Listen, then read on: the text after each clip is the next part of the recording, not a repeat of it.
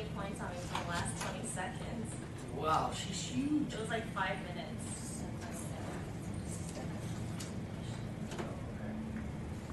So you're gonna want to go on screen? Wow. Yeah. Not yet, but I live in Costa Mesa. I work in Costa Mesa.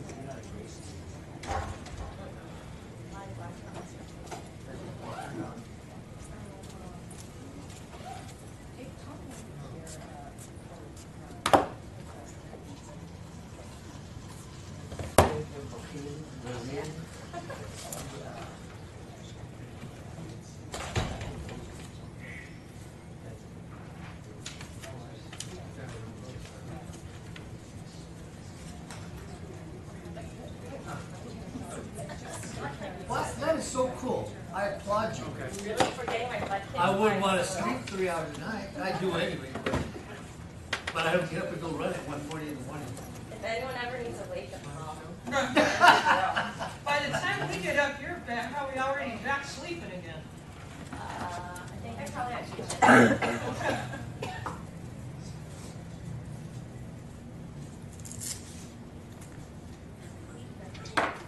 This is the first one? Yes. Okay, so I just pray when I'm ready, just pray.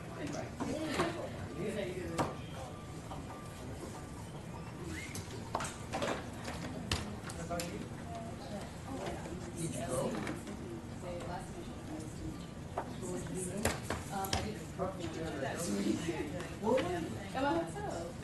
Oh. Yeah. Oh, did you just say that one? Yeah, the check, I was like, oh, it's not as required. So I had to There's a forms to add You won't be distracted?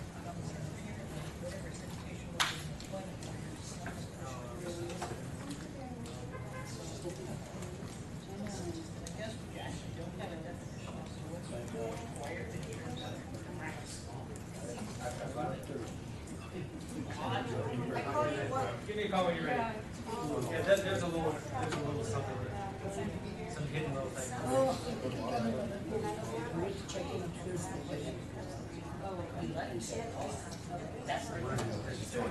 Yes.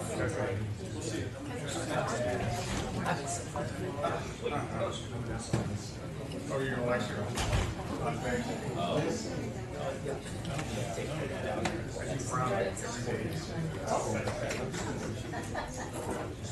How are you?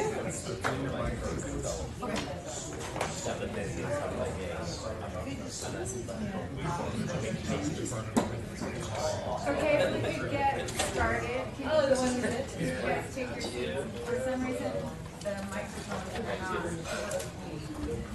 Oh, that makes you say anything you want. Just soft.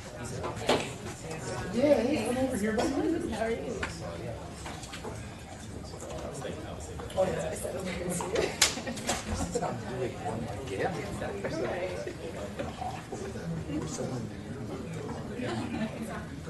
Judge, Okay, now, right. So we're going to call the meeting to order, and we'll start with roll call.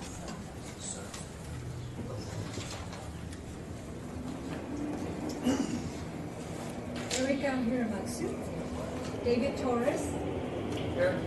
Angeli Agate, James Bolton, Here. Robert Brody, Here. James Efting, Dolores Heistinger, Karen Goodman, Larry Kaplan, Here. Paul Kramer, Alex Lawrence, Here. Esther Lynn, Here. Anthony Peak, Here. Larry Scheingold, Here. and Lee Walling. Here. Patricia Villalobos, and Alex Chan. Okay, we're going to start with a presentation by Dusty Overbeck on the Banking Act. So take it away, Dusty. All right, thank you. So I If anybody did not get the handout, which is the Department of Justice's handy guide to the Bagley-Keene Act, and the very last page I attached our new statute, so you'll have that in front of you too. I have a couple extras if you didn't get one. I am going to present to you about the Bagley-Keene Act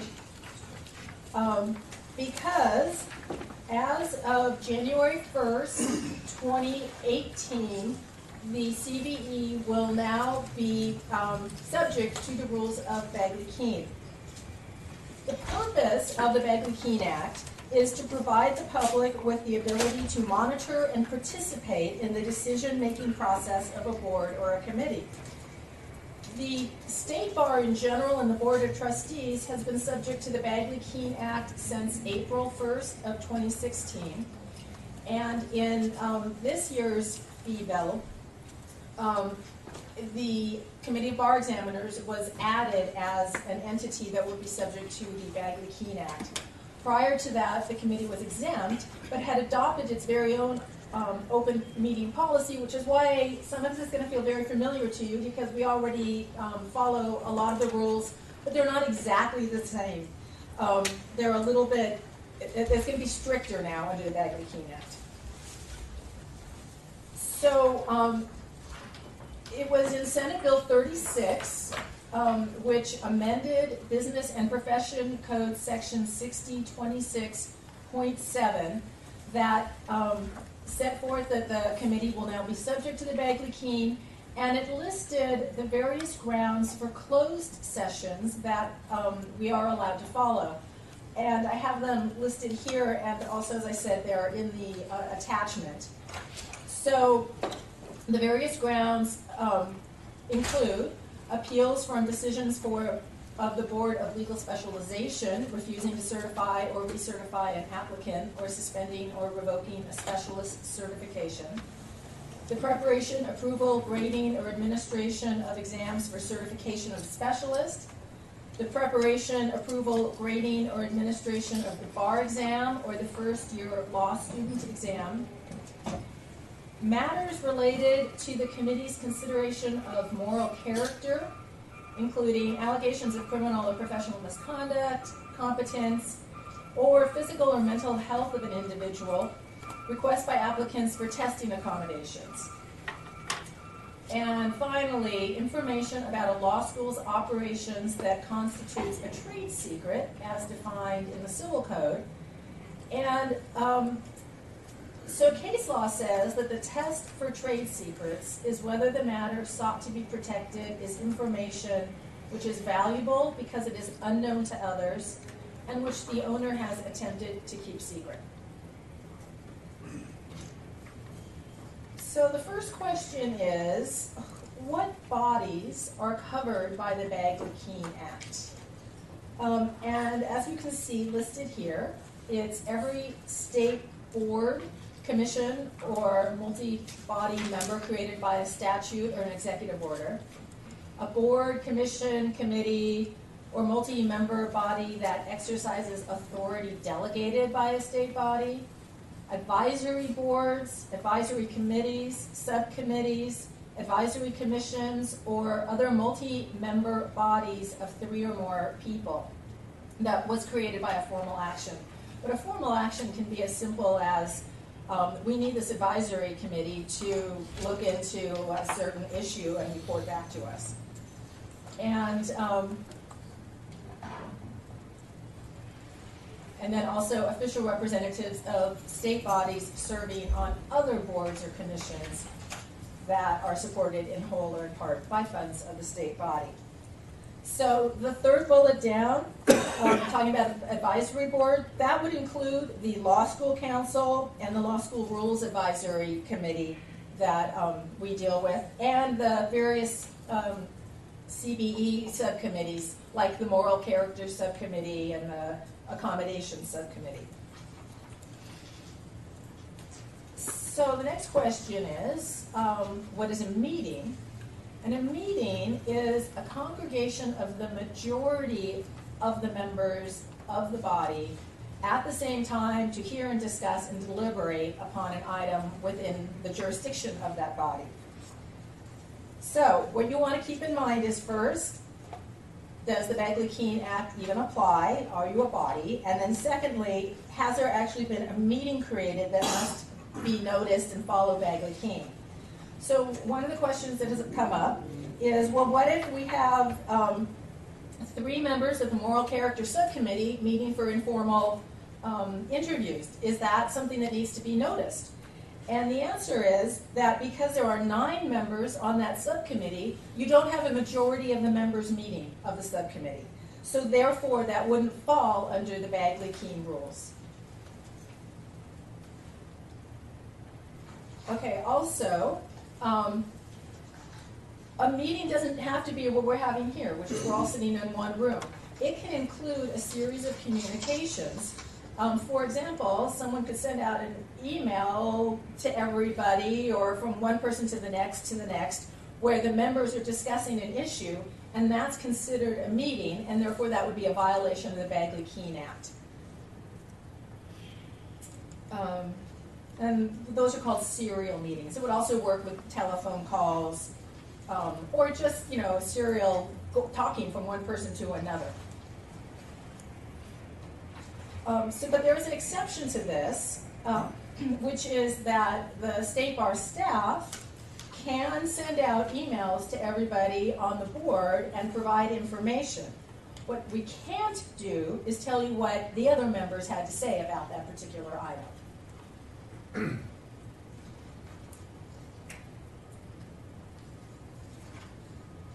Also, what is not a meeting would include just talking to each other. That's fine, as long as you're not talking about the CBE functions. Going to a conference together, again, you're, listening to some seminar or something, but you're not allowed to have your CBE meeting in this conference.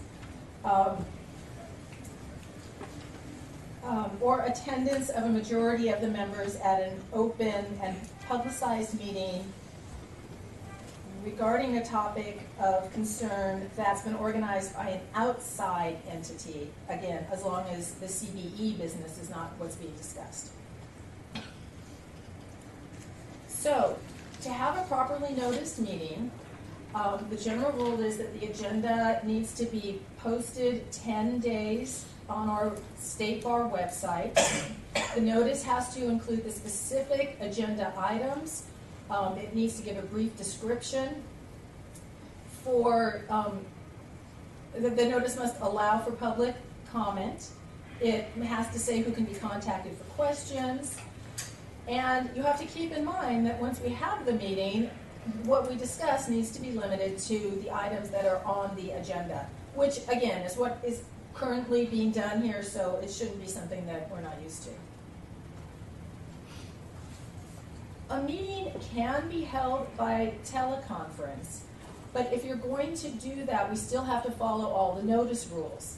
So we were actually talking yesterday, and for example, the people who live in Southern California could go into the State Bar office in LA, while the people in Northern California could be up here, as long as we have posted that the members of the public may come to either one of those 2 locations. What you don't want to do is say, well, while I'm driving to Lake Tahoe, I'm going to phone in to the meeting, because the members of the public cannot get into your car and join you for that participation of the meeting. So that would be prohibited. There are exceptions for special and emergency meetings, but I'm not going to go into those right now because it doesn't come up a lot. Okay, so both the Bagley-Keene Act has various grounds for closed meetings, as well as what I talked about earlier in the Business and Professions Code. So the Bagley-Keene Act has the first couple of ones here, which would include consultation with counsel concerning pending or prospective litigation. So if we're going to talk about cases that are ongoing, that would be done in a closed session. Matters that would constitute unwarranted invasion of privacy of an applicant. Preparation, approval, or grading of exams would be done and closed. Matters concerning moral character or requests for testing accommodations, like the information about law school's trade secrets. So when you have something on closed agenda, we also need to cite the authority that we are relying on that allows us to have the discussion about that topic in a closed session. And we need to have confidential minutes that are kept. So for enforcement, really the main thing is the court of public opinion. This is an obligation that we are supposed to follow. We want to do it right because the idea is to allow the public to be able to participate in what we are doing. And so, if we fail in some way, it will be in the newspaper, and, that's not a good thing. There are also civil remedies, exposure to attorney's fees and costs for a violation, and you can have criminal action brought against you for a willful violation, and that's a misdemeanor. So, in summary, what you as committee members want to make sure that you know is that the agenda must be posted 10 days in advance of the meeting. So if there's anything that you want on the agenda, you have to make sure that State Bar staff knows that at least 10 days in advance. Items that are not in the agenda cannot be discussed. If you can't attend the meeting and you want to call in, the location where you're going to be would have to also be known 10 days in advance and be noticed. Otherwise, you cannot participate in a meeting. You can call in, and if it's on telecall or if it's webcast, and listen to the meeting, but you're not participating as a member in that case. As I said, any call in any location must be open to the public, and wherever you're doing it would have to be an ADA accessible. It says here that you can list your home if you're willing to open it up to the public, but realistically, I don't think we're going to encourage that because it also becomes very difficult for staff to try and manage something like this. Please be sure to avoid serial meetings. That's the sending the emails from one person to another to continue some discussion of CBE business. Try not to discuss CBE business outside of a publicly noticed meeting. This includes both phone calls and emails. Don't post things on Twitter or Facebook about the committee business. And if there is something that you need to discuss and it's not part of the publicly noticed meeting, give a call to staff and we'll let you know the best way to proceed with that. All right, that's it. Are there any questions? Yes, sir. I got a couple. First is, there's a closed meeting exemption for preparation, approval, and grading of exams.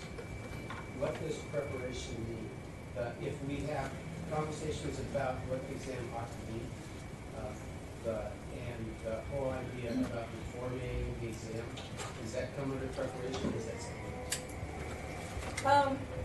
So, I think of something like this, before it happens, can you let me know, and so I can make sure I'm really giving you the proper advice. I would think that the development of the formation of the exam would fall under that exemption for closed, but I certainly don't want to be overly broad in my answer on that. And the second one is, if we have 10 or more people at dinner Yes. that are CBD members, can we do that as long as we don't discuss CBE business? Exactly. Okay, Dolores. So you mentioned that you've been doing, that this committee has been conducting its business pretty much in keeping with the guidance. Where have we not in the past? So what are the major differences that we should see? So under our Rule 411, we only have to give 5 days notice. for the agenda.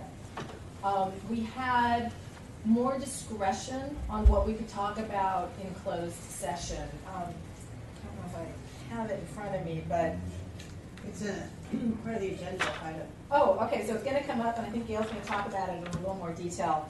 But, I mean, one of the things was anything that the board thinks, or the committee thinks would be appropriate for closed. So that was pretty broad, and there's nothing quite that broad in the Bagley-Keene. There's, you know, definitely listed grounds. I would jump in here and add that I think the biggest change, if you will, other than the fact that you'll get the agenda earlier, is that the way that the subcommittee meetings are conducted. And I don't think you really touched on that, That was my question. essentially that will be a big, big difference because during this, as we understand it, during the subcommittee meetings, only the subcommittee members would be allowed to sit at the table and have the discussion unless someone wanted to say something during the public comment period. And once you go into closed, any member that's not on that subcommittee would have to leave the meeting. So to me, that's the biggest change. I think actually the way we divide up the open and closed is very similar because we just don't have many things that fall within that sort of broad category. And so I think that's one of the biggest changes. And I guess the other thing I'd mention is sort of the unofficial policy, if you will. The committee hasn't really had the conference call option to its meetings for various sort of reasons. And is there anything in Bagley-Keene that says you have to have conference calls? No. Available. So that would be up to the committee to decide what it wants to do, but there's nothing in Bagley-Keene that would prohibit the committee from making its own rules with regard to that.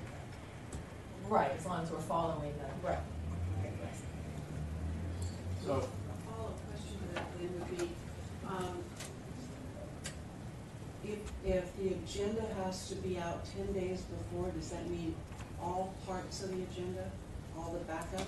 Yeah, no, the written documentation does not have to be 10 days ahead. It does have to be available to the public by the meeting. So when we get a phone call Your like last week, microphone? sorry, thank you. We had a phone call last week to discuss potential testing, grading, that kind of things, or such with our, what do you call it? The edge team members. Edge team. That's not covered, you don't notice that, or you just do it? No, you would, well, so closed session, you still have to notice. Now, But this is. if this wasn't, right, if this isn't a real whole majority members of a subcommittee, then it doesn't fall under the Bagley-Keene. At all? Okay. Right. Yes. So, a meeting like we have coming up, where we have members of the committee and members of a number of other groups, layout administration and others, how does that not fall under Bagley-Keene? There seems to be enough of a critical mass where that would fall under Bagley-Keene.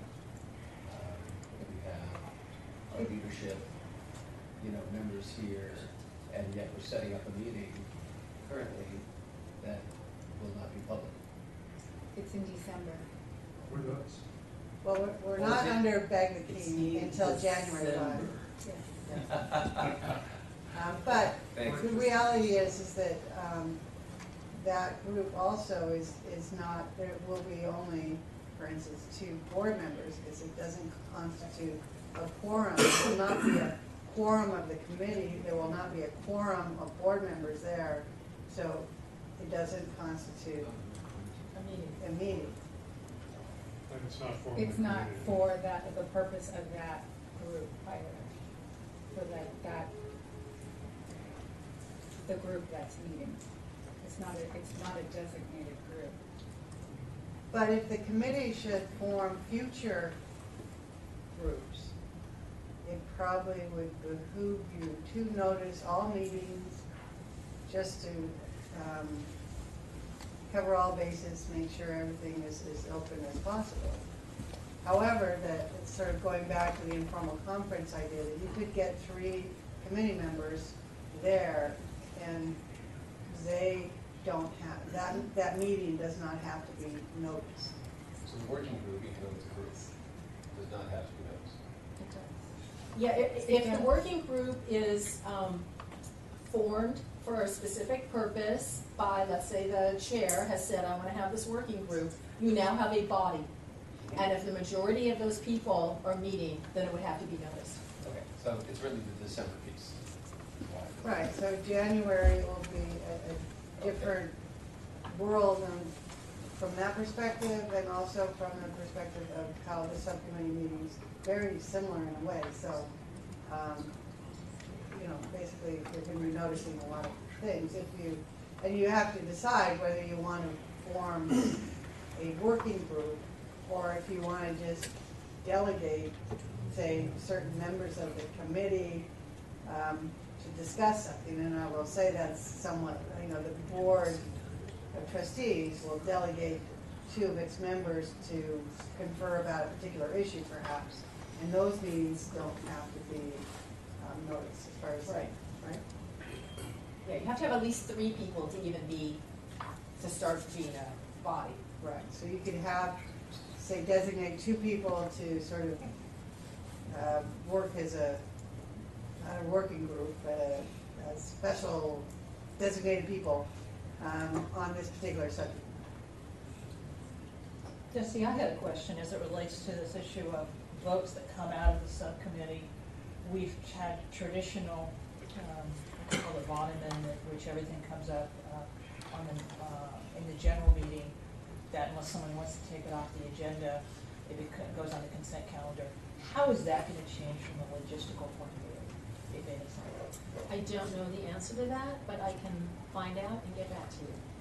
Well, I would imagine that if a significant number of members, I should say, of the committee weren't there for the discussion, we're gonna have to go back a little old school. And the Vaughn Amendment, we probably should do a proclamation and send it to James, that the Vaughn Amendment will be dead. I think you're gonna have to retire that, because I think because during a regular subcommittee meeting, even if it were an open, the other members of the committee really don't have the opportunity to engage in the discussion at that point.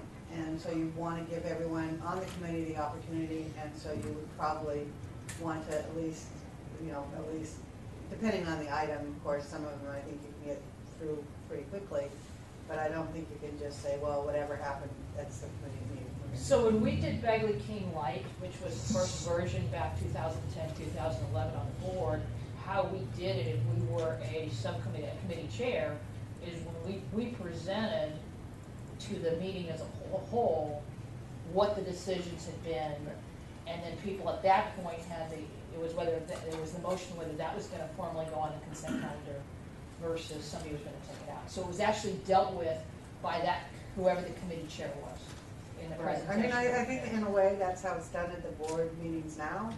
Because you don't see it for many of the items on the board agenda that were just discussed by the board committees, you don't see a fully fleshed out discussion, because most of the people were there, unless someone wants to bring it up.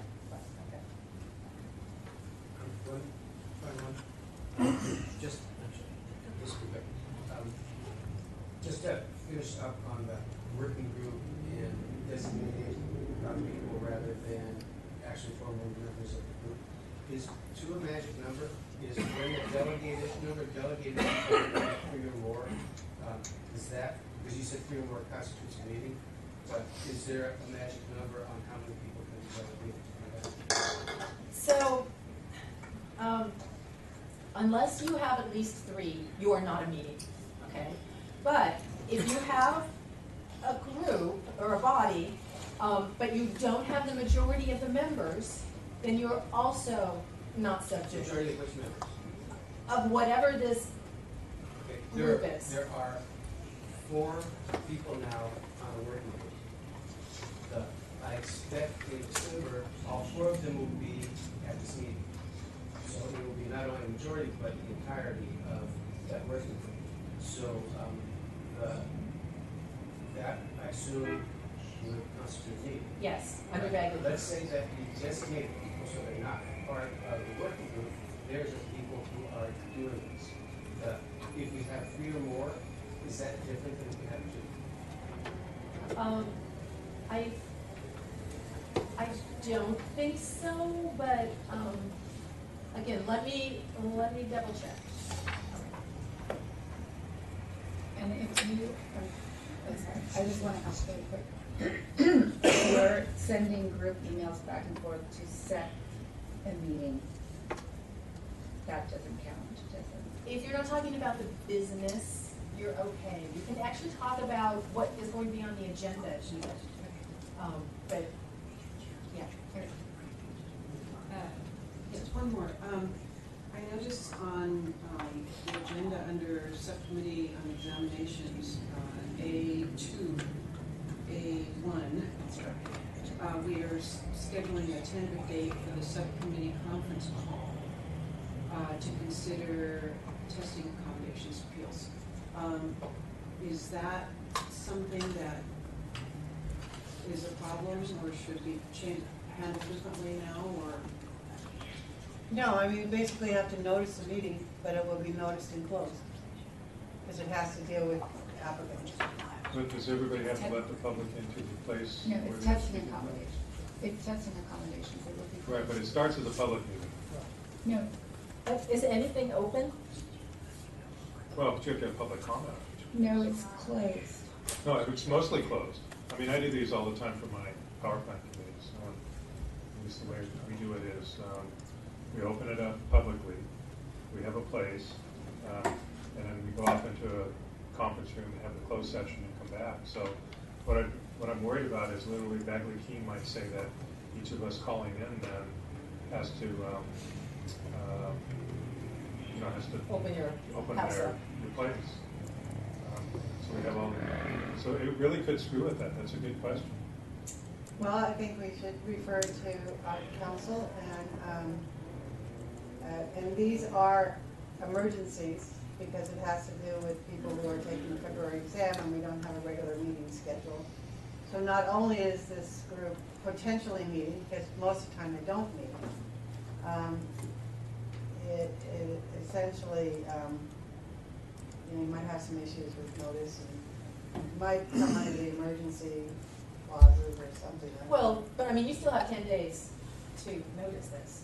Right, but there might be another situation where something comes up closer to the exam that has to be reviewed in connection with the exam, where you don't really have the time to notice it. But I think even emergency meetings are subject to the rules about, you're doing it in a Doing public open, place for right. transparency.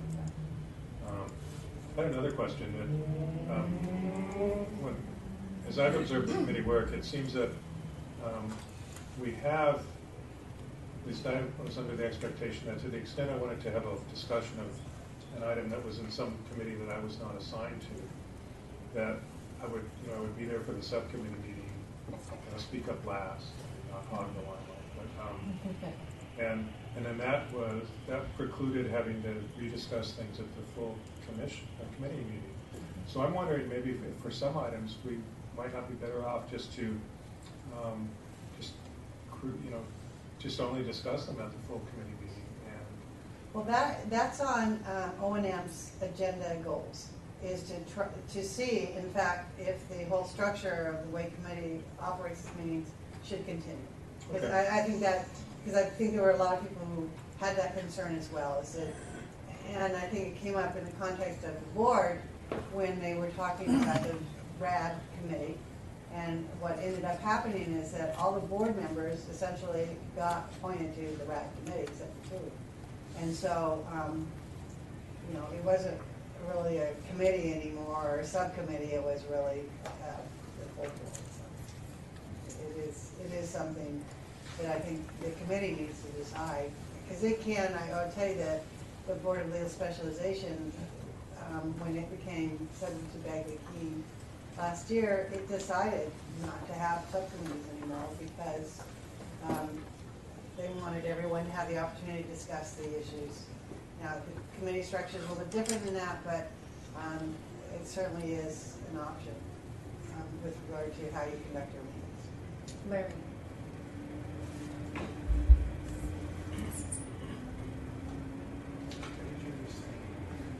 Tap it twice. It says push. Thank you. Is it possible to avoid the whole notice thing if you don't have the open session of the subcommittee? Well, that's what we were just talking about, and Paul was suggesting that it's not, so. And I've heard that before, actually. You have to start in open, convene the meeting, and then you go immediately and close. That's been my experience. And I think part of the reason for that is that, you know, before you go into close, you've got to give a reason why you're going into close. I think you have to announce that, so the meeting does start in public and then go into close. That's how I understand it. The other questions I had was, you said 10 days on meetings being the agenda going out, but the meeting materials don't have to be available 72 hours in advance? No. Okay. And what about roll call votes? I believe, can't we substitute for roll call at times that The board does that, right? Yeah. Well, I've seen, right, but in other words, are they required? Because I've been on a board where we had to do, even the minutes, to adopt the minutes from the last meeting, had to be a roll call vote. Well, I think what happens, you take the roll call, and then basically the chair would say, and I'll substitute the roll call, instead of having to go through the whole roll call again. You know, unless there's someone who doesn't want to vote, yes, and then you have to go back and forth, but that's how they May do want to it at check. the board meeting. Okay. They may require everything. It's annoying. It adds, literally, it can add a half hour to the day.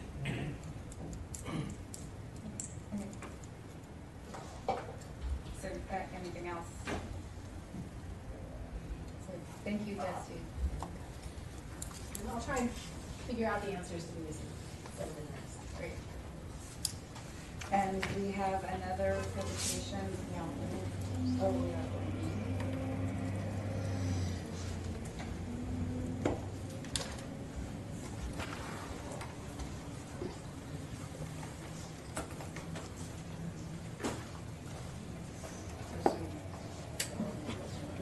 So pursuant to the open and closed meeting rules, we are going into closed session and we're going into moral character. So it's under my time. So we'll invite you back in, hopefully in about a half hour. We're at number 2.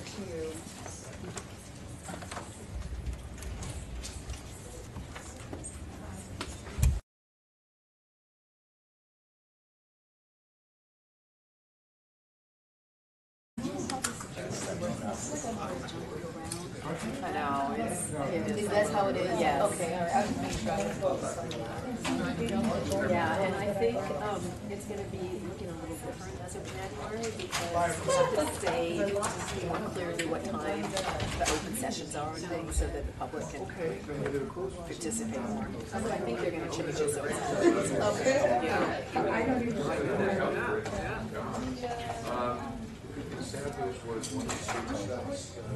we are on edit standards open. 4 or 5 students lost. And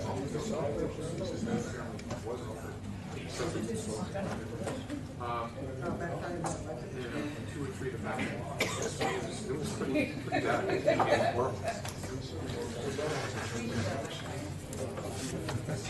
I'm still able reading for you. Yeah, the bigger problem I saw when you get back in. Thank you, and let's have you earlier. Well, the deal with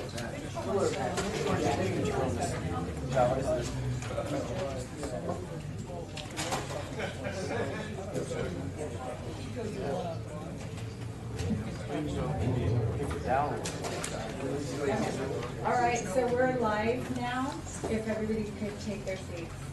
And we're going to go to edit standards. Larry, take it away. Okay, this is, no,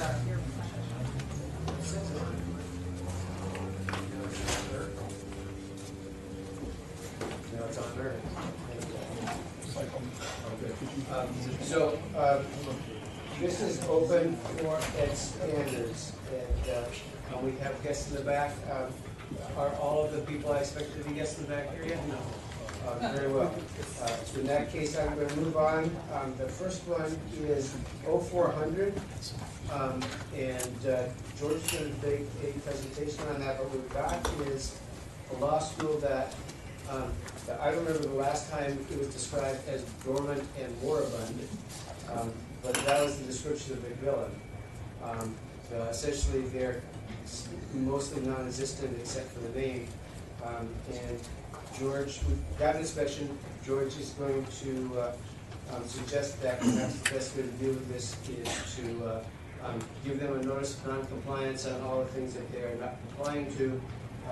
And then depending on the response to that, maybe we could pursue a new inspection or just a recommendation for the probation and withdrawal of registration. That'll do, George. That pretty much. This is a slightly unique situation. This is a bit of a unique situation with other these fixed facility and unaccredited law schools. As they come up for inspection, I try to give them a heads up.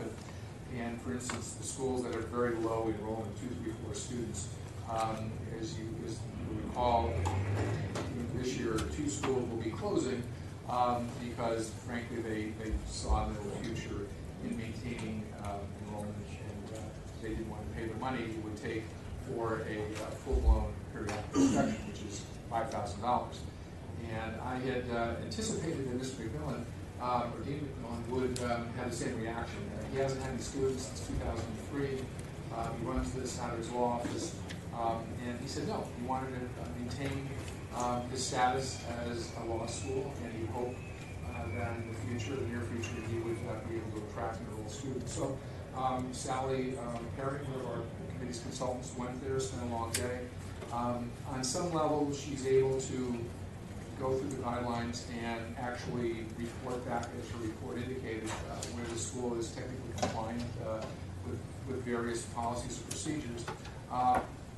But in not having these students, and not having these students for a number of years, as my memo points out, I don't really think it's a fair, it's pure conjecture really for a consultant or for staff to recommend to the committee that this school is technically compliant with regard to some important metrics, grading standards, the quality of examinations, the quality of instruction, because none of that has taken place, and it'll be 5 years in the spring. I discussed this at length with Mr. McMillan and told him what the conclusion was. His response is, he intends to spend what he needs to spend and do what he needs to do in the hope that the committee will maintain his registration. So what I thought was the most reasonable and fair approach was, of course, to follow the process and the rules, and that, of course, would be to do as we've done, recommend a notice of non-compliance to the school, and allow the school and Dean McMillan to respond in full as to how he anticipates establishing compliance.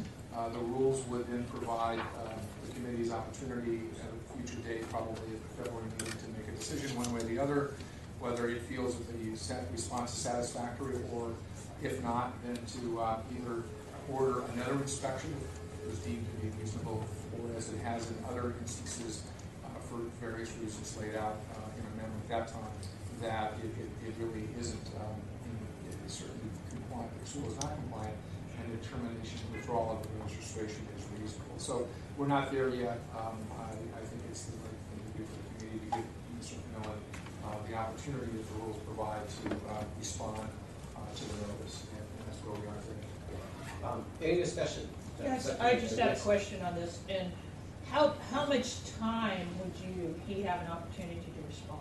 The rule 15 days from when he gets the committee's action, so he'll have 2 weeks from probably early next week. And that's just as an aside. And I had this discussion with him over the internet. He's been very busy. He's a trial attorney in San Diego, and he has not had a chance. He got the report, didn't have time to respond to the report. He had time, he was too busy to do that. And now he's asking for further time to respond. And I said, well, you can respond when you want to, but if you don't respond within a timely period of time, that will be noted. And I made it clear that the school needs even a part-time administrative dean to attend to the needs of the school on a regular basis. So it's not helping his case that he's unable to respond, perhaps in a timely manner. I think he will get a response in to the notice, so we'll see what he says. Any other thoughts or comments? Then I would entertain a motion, staff recommendation to send out the notice of non-compliance and give them time to respond. I'll move. Second. Those in favor? Aye. Opposed or abstained? That motion carries. Okay. Now, the next item, 0401, is the inspection of Southern California Institute of Law. And that may take a couple minutes. So before that, if I might, I would like to entertain an unagendized presentation by the deans of the accredited law schools, which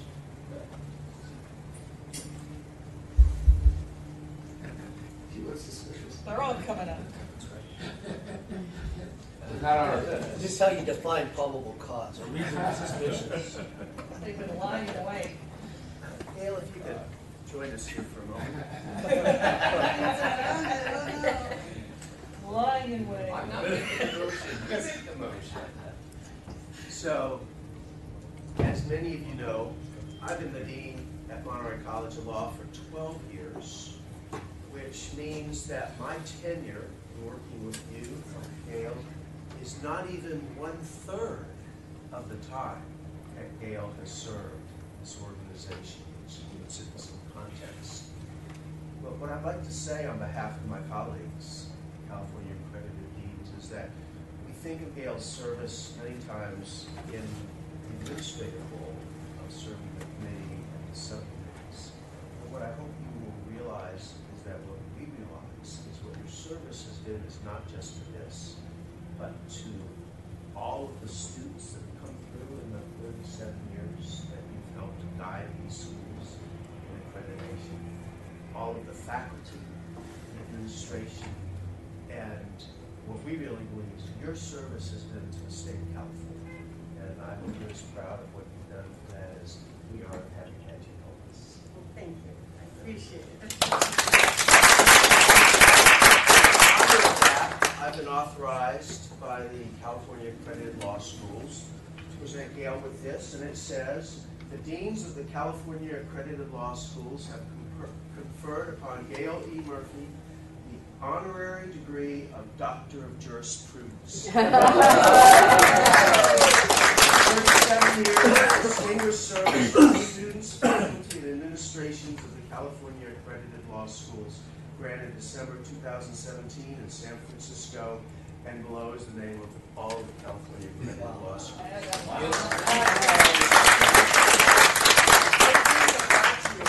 Because I do believe in the California accredited law schools, and I'm happy to have served in a capacity where I can support them and promote them, and I'm grateful to have them. So thank you. Thank you for this. This is very exciting. Gail, one other thing, the California bar examiners have enrolled you to take the February bar. Well, I don't think I can pass it. It's only 2 days. Excellent. Thank you.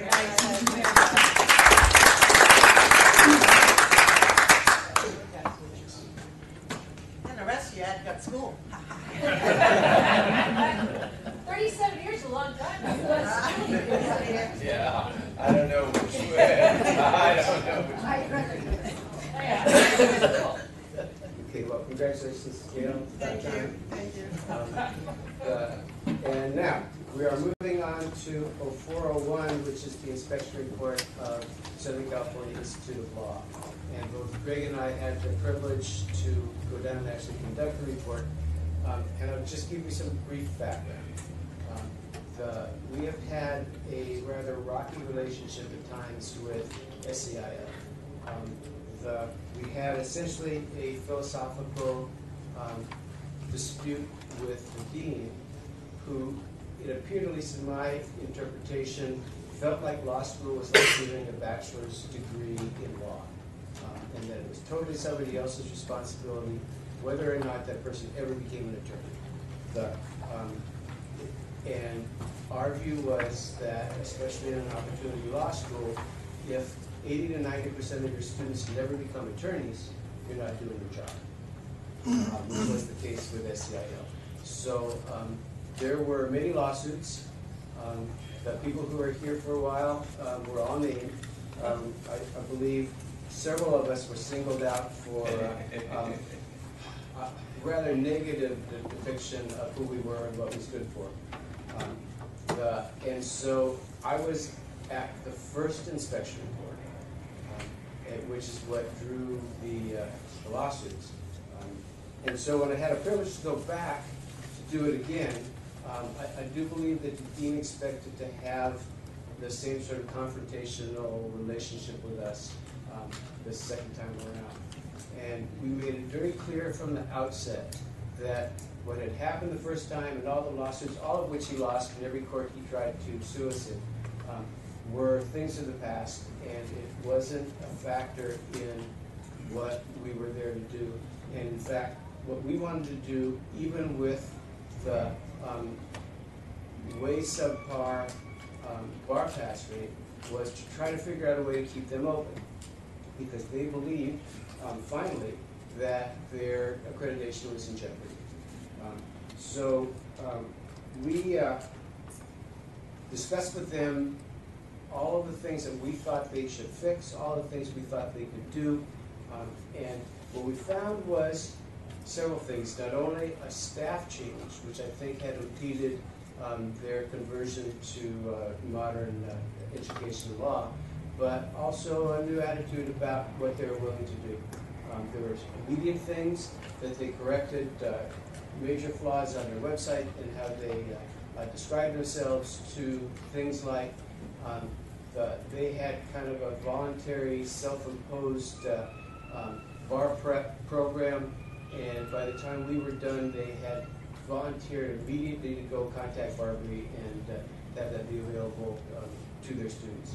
So things like that were major changes in their attitude, not only toward us, I think, but also toward the responsibility to make sure that people who went to their school had at least a 50-50 chance of ever becoming an attorney. So you will see recommendations in the inspection report that I'll have Greg go over with you, but it's there are still major issues to deal with, especially the minimum bar pass rate, which we're going to discuss in a while, and what happens when we find out what their bar pass rate calculations were for the last two cycles. But for now, anyway, regarding the inspection report, Greg, why don't you give them a little more information on what we see? Sure, so I'll just hit on a couple of the highlights. Obviously, you can read the full inspection report in the agenda item.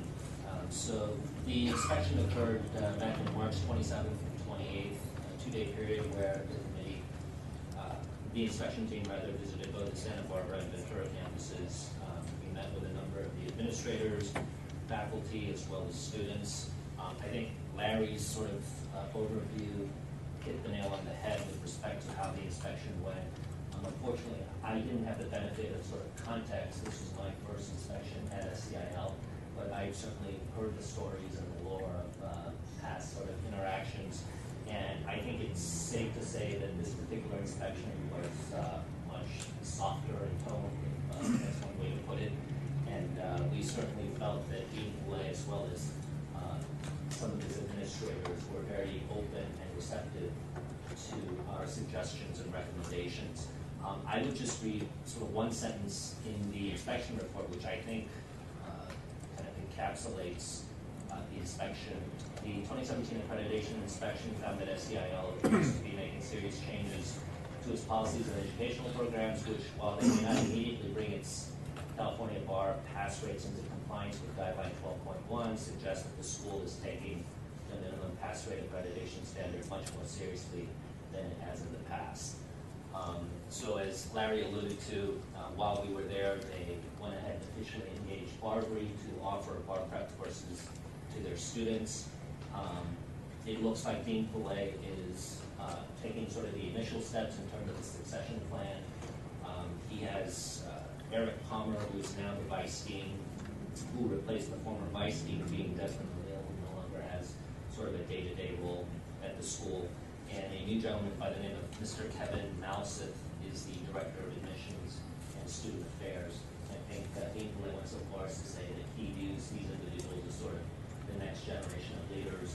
And Dean Poulet actually alluded to the fact that he would be retiring at some point. So I think overall, good inspection. The recommendation is that we extend the accreditation period.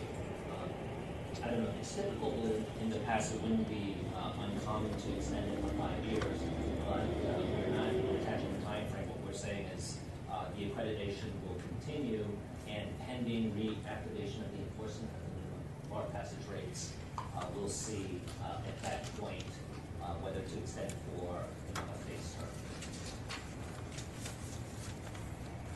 Any thoughts from subcommittee? I can't believe you don't. The recommendation, first, I guess, go back. The recommendation is not for a fixed term. Not Just open.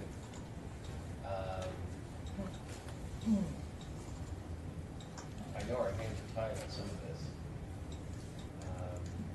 What would happen next is when the minimum bar pass rate gets reactivated, then basically we would return to the, someone will return to the committee and essentially propose what action should be taken next. And as I think you know, right now the school was issued a notice of noncompliance because of the pass rate. Then for the last 2 years, we haven't been able to provide those lists. Now we're providing the lists. And at this point, according to the rules and the guidelines that were adopted, the next step would be putting the school on probation. And so I think that is most likely what would be the next step in this case. How much time do they have? If they go conventional? There is no set rule or time period. It would be up to the committee to determine how much time a school should have. And I think a lot of that would depend on the efforts that are being undertaken by the school to increase its pass rate and see if there's significant progress, say within a year. But it has not, I mean, this is, you know, the minimum bar pass rate standard is fairly new in that sense before we had to suspend it. So there really isn't precedent with regard to how a school would be handled. May have asked one more. George, in your many years in this area, have you, what's your opinion? What were your observations and what is your opinion based upon that? Well, with regard, I mean, to the process itself, I think Gail's correct. There's nothing in the rule. The committee has wide latitude in setting probationary status and length of probation and any requirements that, and so it would be, I think it's designed to do it on an ad hoc basis. So, for instance, if a school such as this has been, you know, you look at long-term trends and where they've been compared to perhaps a newer school that hasn't been accredited is a factor as well. I mean, the standard itself has been widely publicized. I mean, the committee adopted it in 2014 and went into effect in 2015. So all the schools, whether or not they had a daily report, have known for now going on 4 years plus that a key measure of their accreditation is based upon spending 40% on the pass rate. So, when we went to committee at that time, this is not something that is really new in regard. It would be new for a school, any school, to be on probation for failure to meet that standard. That's sort of new territory. We'll address when it.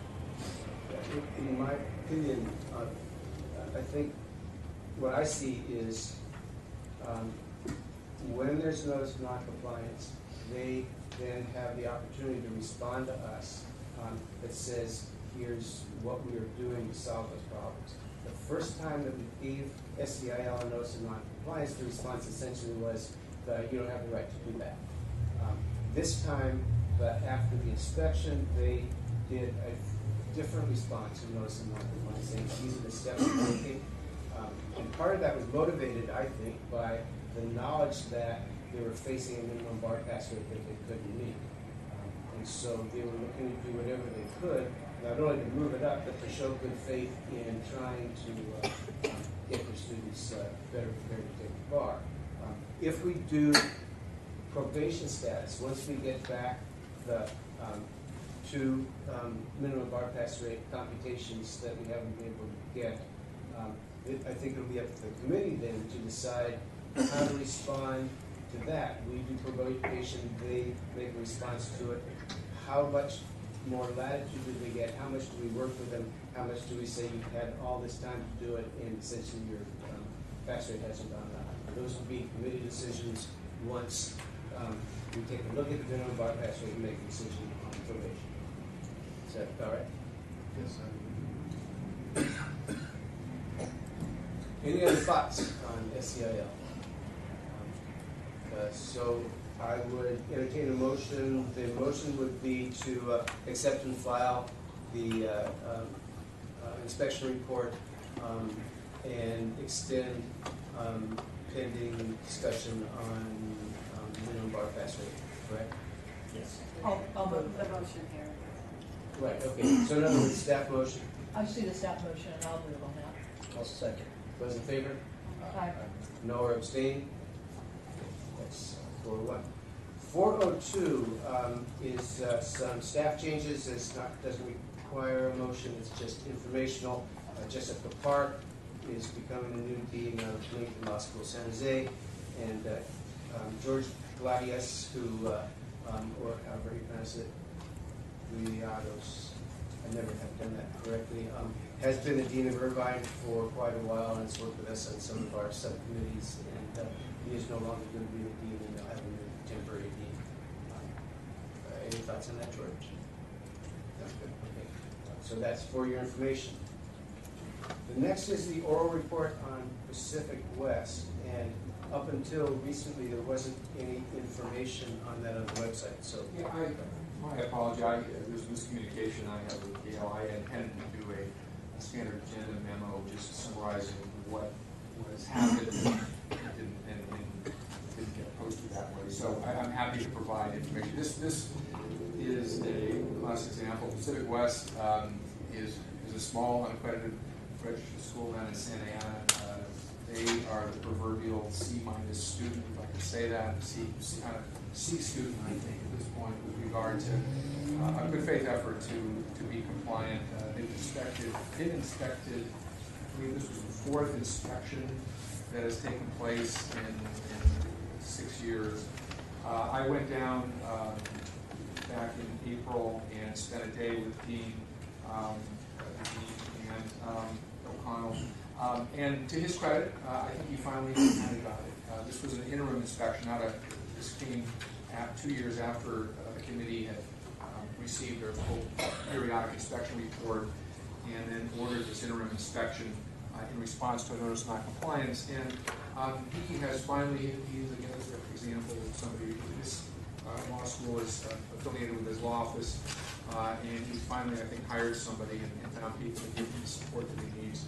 And it's really more technical non-compliance. And so if you have a chance or the interest to read what he wrote a fairly comprehensive point-by-point response to the issues of non-compliance that have been picked up in the notice of non-compliance. And so my feeling then and is now that the school is legitimately compliant, and perhaps at C+ level, but clearly warrants the committee's a recommendation that I'm making now to continue its registration for the periodic inspection, probably 2020, spring of 2020 would be 5 years after its most recent periodic inspection. any thoughts on continuation of registration for Pacific West? Motion to do so? Second? Second. Those in favor? Opposed or abstained? Okay. The next item here, which doesn't have a number, I guess it does have a number, 0403, is the reactivation of the minimum bar pass rate, which seemed relatively simple until our RAC meeting yesterday, and then it wasn't. So let me just give you a quick overview, and we can have a discussion on that. The minimum bar pass rate was initially adopted in January of 2013. The last information we got from the law schools was February 2016 because of privacy concerns. And so because of that, we suspended the reporting in June of 2016, meaning that we didn't have any information on which to calculate or accept the calculations of the law schools on their performance on bar pass. In 1017, the legislature passed and signed into law SB 690, which allowed us to resume sending out information. And a week ago, 10 days ago, we sent out to the law schools their pass-fail going back to the time that we discontinued it. So now for the first time, they can actually calculate the pass rate from 810 to 715 and from 811 to 716. And the original idea was that because we're so far behind in doing that calculation, we would ask the law schools within the next 60 to 90 days to make those calculations and get us the information. However, there was a question which we didn't quite answer well during the Rules Advisory Committee yesterday, which is, who are they counting? There are two different possibilities for computation. One is the people who took the exam, and one are the people who completed the exam. And they're not necessarily the same group of people. If you sat down and had a heart attack, the first essay question, with all commiseration to the people who had a heart attack, they wouldn't count because they didn't complete the exam. But they would count as takers because they sat down to take the exam. So the question was, when you're making the computation for minimum bar pass rate, you count only the people who actually completed the exam, or do you also count in the people who took it, but for some reason refused to take the MBE, didn't have enough points on essay questions to be counted. So essentially what the Rules Advisory Committee decided to recommend was that either today or the next meeting, which is a February meeting, we actually have a discussion about whether we count just completers or we count takers, so that they would know what computation to make. And then once that final decision is made, two things would happen. One is we would put out for public comment the changes in the guidelines to reflect that, but we would also say within 60 days of that decision, assuming that the guidelines will actually be changed, that the law schools make their computations and get that information to us. Is that how you remember it, George? Yeah, with just a little more specificity, the guideline, and this is a good example of unintended consequences where a change in the calculation of the overall bar pass rate, changing from this counting a fail from someone who just was a taker versus completer. When the committee, honestly, the staff and the RAC's assistants spent a lot of time coming up with a relatively detailed description and formula to calculate the minimum pass rate. There is a guideline 12.1, and I'll read to you a definition of what who gets counted. It says, for purposes of MPR calculation, a qualified taker for the reporting period includes any student who graduates from the law school during the reporting period and takes any administration of California bar exam during the reporting period for the first February administration after the reporting period. So we had never, our crystal ball wasn't that good when we were working on this guideline, and so the guideline is now ambiguous to refer to students who are a qualified taker as someone who just takes the exam. And now it's a little at odds with other reporting the committee has done. So Larry's right. and the deans were right to bring this up, there needs to be, I think, uniformity so that, and it makes it, can make a significant difference. If you have one taker currently being counted in the formula for Cal's minimum pass rate, and you took that person, you no longer counted that person because while they took the exam, they didn't complete the exam, so their failure shouldn't be counted against the school. If you only have 10 students, that would change that school's bar has to be 10%. So that's a significant, that's a major change. And it could be, now, in the universe of applicants, I believe there are only 72 in the last administration, so it is a question whether or not who these people are and who, whether anyone went to the CALs, because that's one of the issues that if the committee were to decide to change how that guideline was calculated, we would have to provide that. So it's just something we hadn't foreseen and can be fixed, but it's going to take a few minutes. So, yeah. Well, I think we need to sort of, now we're stepping sideways into the whole issue of the completers versus the takers. So several of you were not here when the committee adopted a policy effective with the February 2017 exam, which is that we would report statistics from the exam using only those people who completed the exam. And that was in the general statistics. It actually has always been in the analysis that was done of the exam, because you needed scores to be able to make the analyses that Roger Bullis makes with regard to the exam. And if you use, for instance, a 0 as part of your average, it really skews the overall information that you're trying to get to. So beginning with the February 2017 exam, the committee agreed that the statistics should be reported using only those people who actually had a grade of 40 or more on each written question. And then if you were taking the MBE, which the attorney's exam applicants don't, you would have an MBE score as well. And so those numbers were used to calculate the general statistics, and I've since confirmed with Dr. Bullis that those numbers were also used in the law school reports that were sent to the schools. Now, sort of fast forward to today, and the fact that we were able to send the pass-fail list to the law schools on November 22nd from the last 2 years.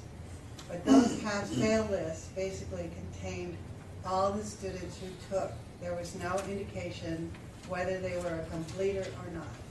So you have, and I'm not frankly up to date with regard to what the ABA schools have to report to the ABA, but the CALs do have to take, reporting takers, if you will. So I think I think none of us anticipated the sort of exciting news articles that would come out regarding the way the pass lines are being calculated, or the passing percentages. And it is not for this last exam, for the general bar exam, for instance. There were 66 people out of, I don't know how many, where's Lisa?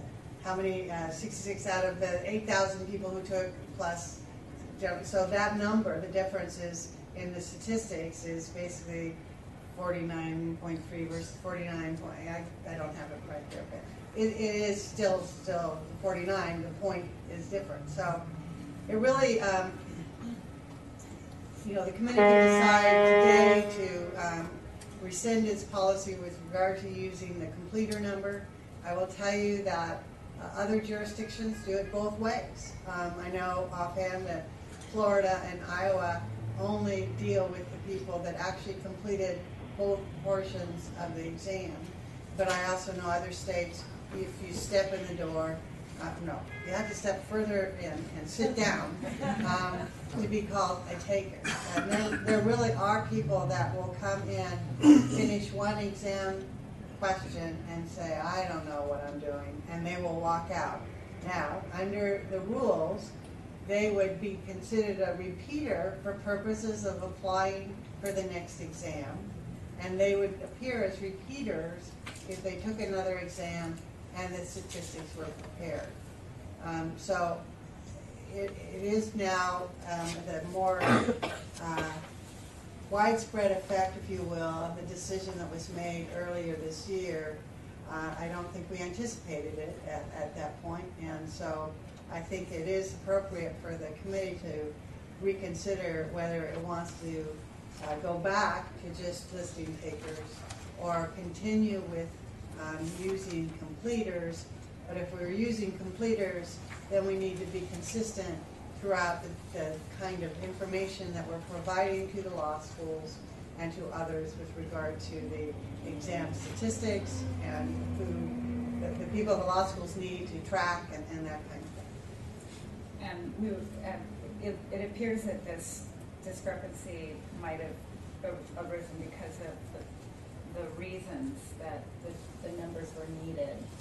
In one case, you want to see what percentage of the people who really took the exam passed versus the people who are registered, how many people passed. So, but it's better to have a consistent number than to have different numbers floating around, was the comment. So, although I would say, for Roger's report that he does after the analyses for each exam, he's got to be able to have scores to make the kind of analyses that he does. So his numbers, if we were to go back to takers, will be always different in that report than other places.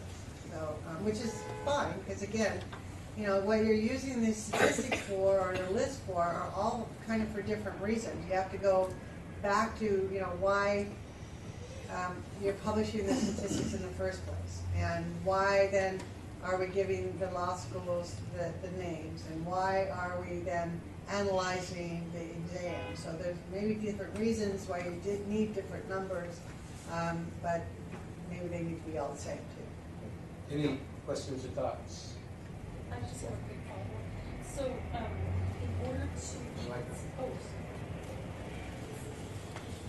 So in order to be consistent, if we were to keep the completers versus takers, the report that goes out, the pass-fail list, would have to note how many of the failures were actual not completers? Well, that would be what the committee would have to decide, because we can put that formula into the place where we produce the records. We just say who out of these failures had scores for each question. So it can be done. It just wasn't, the pass-fail lists were not done that way this time. Yes.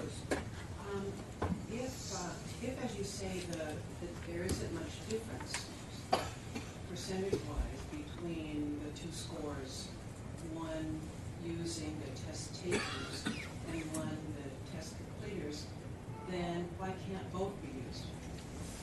Because I think what this committee was accused of, at least one of the articles, was trying to obfuscate things and make the figures look better than they did last year by using a different set of numbers. And if that's not true, then why don't we put both forward so that the public can see that? And we certainly can, and when the media asked for those numbers, we gave them to them. But there's a difference between being de minimis out of 8,000 and being de minimis out of 10. So it may not make a difference in the statewide computation of how many passed, but it certainly will for a school that only had 10 people. That's the difference between perhaps making a minimum bar pass rate and not. And on average, the schools that report to us are smaller than the ABAs. So I'm looking at the numbers. We had 10,060 applicants, 9,183 applicants that started the exam, and 9111 that actually completed the exam. Right? So then you break it down into the applicants versus the attorneys. But the statistics are garnered from the 9111. The statistics are from the 9111 number, the lowest possible number, correct? What we produced for the press release always, and I should make the point that those are called preliminary numbers, because as we sit here, the numbers are changing, and I'll, can tell you more about that later, but, when we release results, we have who we have. And then maybe, I'll use an example from the past, that someone who didn't upload an answer, we did an investigation, we couldn't find an answer, that person got a 0. And then they write in and say, well, by the way, I meant to do that, but I didn't do that, so I have an answer, can't you grade it? And then the committee might say yes, and then that person would slip over into the completer side. So there's right now, after the results are released, people, when you're talking about results, there's 9,000 results that went out, over 9,000. So it's not as easily defined, perhaps, as you would think maybe it should be. Well, my thoughts on it, just off the top of my head, is we made a decision to just count completers generally. And it seems like we ought to be consistent with that, and especially since those are the numbers Roger uses to make his analysis, it seems to me that we should just make the same decision to have it be completers for what the schools use to calculate the RPEX rate. I mean, there are people, I will tell you this too, that have some questions with regard to how the committees define completer. Because there are some who believe once that person has sat at that table and started the exam, and even maybe all they did was write the question out, that they should be considered someone who took the exam and failed it. And they should be included in the statistics and not. So I want to make sure that you understand, what completer means, because there are people, as I say, they have to make a good faith attempt to, and not go very far, frankly, to get a 40 on an answer. But there are people that maybe wrote out, I think this is a constitutional law question, and it was really remedies, and so they wouldn't have gotten a 40, they would have gotten a 0.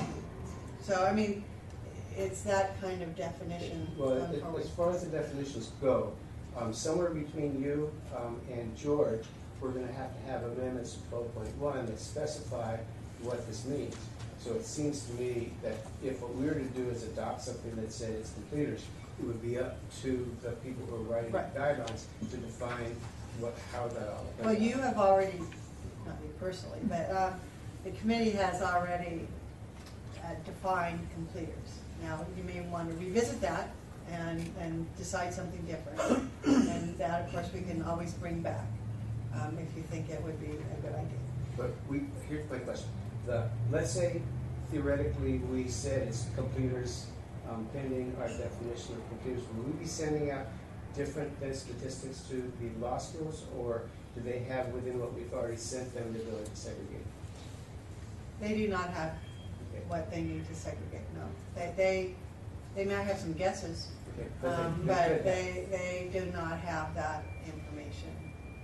Larry? I just have a question. I mean, given the small universe of potential, there's 72 people that fall into this, according to these numbers.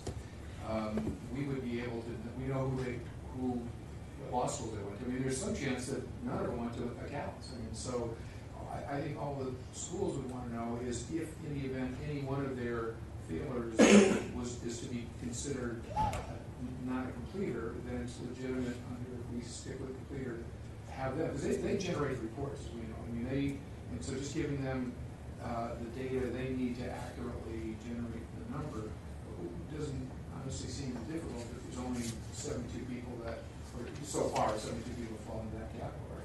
Maybe so. If we were to inform any of the counts, having looked at who fell into that category, then we could, just as we gave the pass failed, so we could say that person's a completer, that person's a taker, not completer.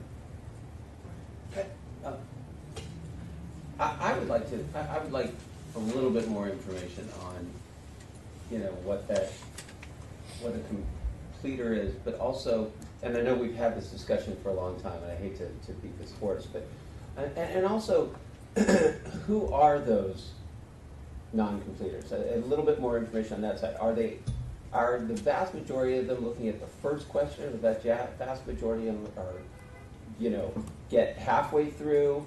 Are all 70 from one school? Kidding. Maybe. Are we? I know you probably have some general sense, you know, at least on, you know, Gail, on the categories that these people might fall into. I haven't done that analysis yet. I can tell you what kinds of people are in that. I mean, in terms of how much of the exam is there excluded. Just some generalities. I think we got to dig deeper, and I think we do need to be consistent. And I don't think we can, if we haven't given that information to the schools, that we can't expect them.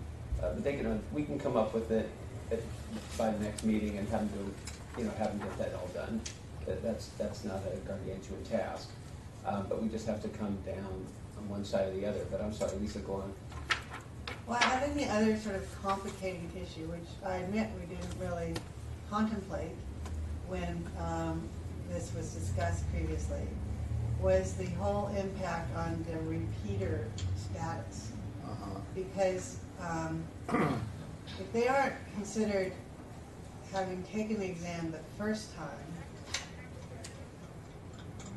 then they're not really a repeater, but they're showing up as repeaters. I mean, and so that's a much more complicated formula, if you will, to put into our programs and our systems.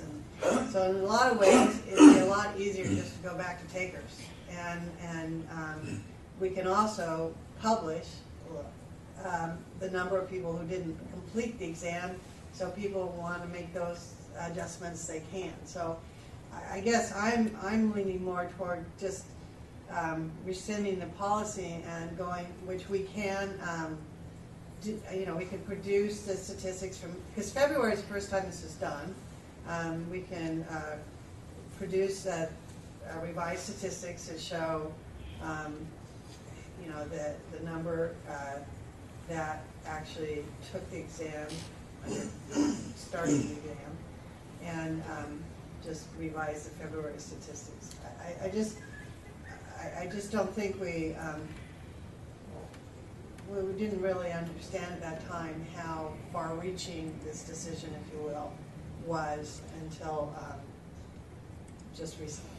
So it seems like there are three options being discussed. Number one is change it to completers now. Number two is get more information and make a decision in February on completers or takers. And number three is Gail's suggestion, which is keep this as uncomplicated as possible and just rescind the takers versus completers thing we did before and go back to the way it used to be and make life easier. With that, Go back to takers. Go back to takers. Exactly. Which I was always a fan of. Okay, so presuming that those are three options, would anybody like to make a motion on any of them? Let me just ask one more question here. If we're saying that we started with 9183 and 9111 completed, at which point did we say they did complete? Did they just take the go day one and then did come Well, that back? was my question to Lisa and Greg. You guys, We don't have that information? They're all over the board. I mean, they just don't, they didn't upload a question, they got sick, they got run over, you know. Dog bite. They're dog bite. There's all sorts of reasons that people start the exam and don't finish. Well, or it could also be a situation where they completed it or they think they completed it, but maybe on one of their answers, they didn't meet the minimum for 40 because they didn't identify the subject of the question and they didn't, analyze the facts to the law. That person would not get a grade. They would get a 0. Or they just right, in my book, they've always, those people have been takers. What? In my book, those people have been takers and completers. and you know, if they get hit by a car, you know, on their first break, you know, okay. But I think, you know, I think that's why I was asking for that vast number. If over 50% fall into the category you just described, and again, I'm making that up, or 30, or, I just want to know where that is, so, and get a sense of that. Yeah. And maybe we need to define it a little bit more. Maybe there might be a few different categories. If that's, like in that scenario, I'm sorry, I think that they've taken the exam and completed it. So. Or the other thing is they could have a complete set of written answers, but in a 2-day format, they didn't come back to the MBE. Right. That's another way. Or there's all varying ways. I mean, you have 6 questions, right? So any one combination you have, maybe they didn't answer 2, they didn't answer 1, they didn't answer half of them, they didn't upload any answers. There's a lot of variety in terms of that number of people who made up that Angela? Could I please have the definition of completer? No. I don't know how you define completer. That's what we're talking about. That's what Lisa Oh, I said. thought it was already preordained. No. It had been. Okay, so completers really are anybody who has a complete set of 6 written scores and an MBE score. That's a completer. If they took the general bars. If they took the general part examination. If it's an attorney, it would be anybody who has a complete journey exam, has a complete set of 6 scores for the 6. Of 40 or. Of 40 or above. And I guess the only thing that's a little odd to me about that is you would not call them a completer if they submitted an answer that was so bad that it got a 0. And I would throw that person in the completer category, and I'd be happy. And I'm a progressive guy. But then how many answers? But that's statistical. Well, no, I mean, they have to answer all the questions. But they can get 0s on some of them if they really do a bad job. And that's still okay. It has to be really bad to be under 40. Really like bad. they don't know their name. Yeah. You remember at the calibration, they said it's got to be a real terrible job if it's under. Like they drew a picture. Yeah, well, then. They wrote in French, which is. But they went through somebody's law school, so somebody needs to be responsible for that effort, or lack thereof. And that's where I think we need to come to, is figuring out exactly what that is, because we're going through this process for a reason, and we want to keep that in mind too. The law school is responsible for a certain amount of this, and if they really don't know that answer, and they've tried to answer it, and they've gotten less than, that's one thing. If something else exterior happened, then that's not law school fault, So I think we just need to define that. Okay, well, so we are still at we need a motion stage. I move. Yes, thank you. That the definition of completion is an applicant who's actually sat for both days of the bar exam, has taken all writing, PT, and the MBE. So I think you've already, I'm sorry, but you already, that's on the books. No, well, then, do we need to clarify it, or we just need to leave The it as definition of just leave it as 40. is? Okay, so, now, like he said, sat for, and that is not necessarily a 40.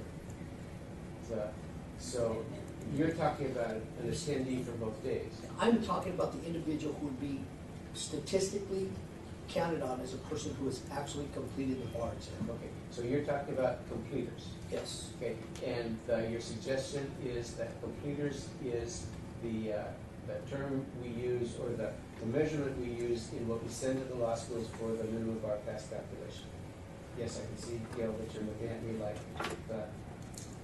Well, I guess I'm going to suggest that this be brought back, because I think there are just too many things up in the air with regard to the impact, and I would not, with all due respect to David here, that I need to make sure, because I think when we brought it to you in February, we didn't have everything that we needed to make the decision, and I'm not sure right now we have everything that you need to make a decision, which was therefore, if you bring it back in February, you would also defer action on. Okay, so your motion. I'm prepared to withdraw my motion in light of what you said, so long as we get the variables that we're asking for, because if we don't have those variables, then we can't make. Okay, and I would like to suggest you amend that to say that we make the decision in February, and that having made that decision, we give the law school 60 days from the date of that vote in order to get the minimum bar pass back to mission status. So moved. Second? All those in favor? Opposed or abstained? See, that was easy. Okay, the final thing on my agenda for this is our goals. And we added substantially to our goals. First, I would like to offer my condolences to Greg Brandis, who is the new chair of RAC. And if you can blame him for all the new goals, even though he's just the one writing them down. But so just really quickly to go over the new goals that we will discuss to the Rules Advisory Committee and bring back to Ed Standards for further discussion and vote by the committee. The first is that we actually define minimum competence for first-year law students, which was a point of contention, if you may recall, on the standards setting study, because there wasn't an accepted one, and what we had was put together rapidly, and I think would probably not remain once we got done redefining the definition. Larry, that's Yes. on Williams. Oh, that's on ONM? Hey, you're taking it So from me, man. even though they're in their RAC goals, they go into ONM and not, I mean, us. Well, you don't have to adopt RAC goals. Okay. RAC Okay, well, then. RAC goals, but Fine, that is under I O&M. look forward to ONM's discussion on that, and hopefully that they will have some input from the Rules Advisory Committee as they do that. How about protection of trade secrets under Diagram? Would that be, okay, that's a good one. There's another conversation that needs to be ironed out, and this is also one that's of major concern to the accredited law schools, and that is that if they have fewer than 11 takers, they don't get statistics.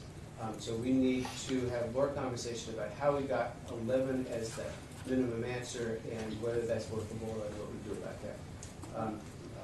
The fourth one is substantial compliance for provisional accreditation.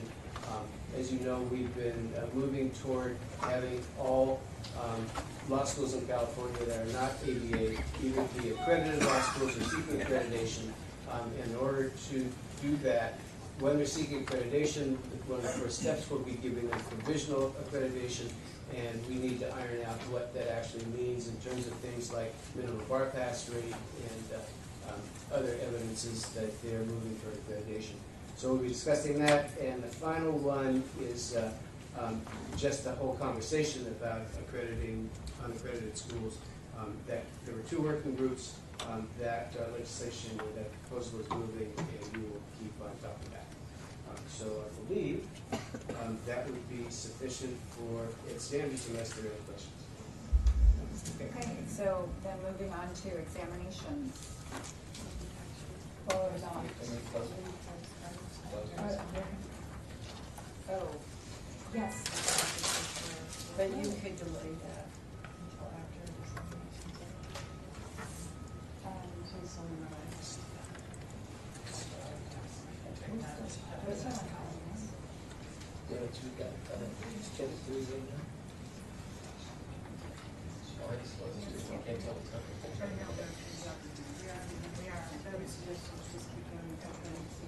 Okay, so,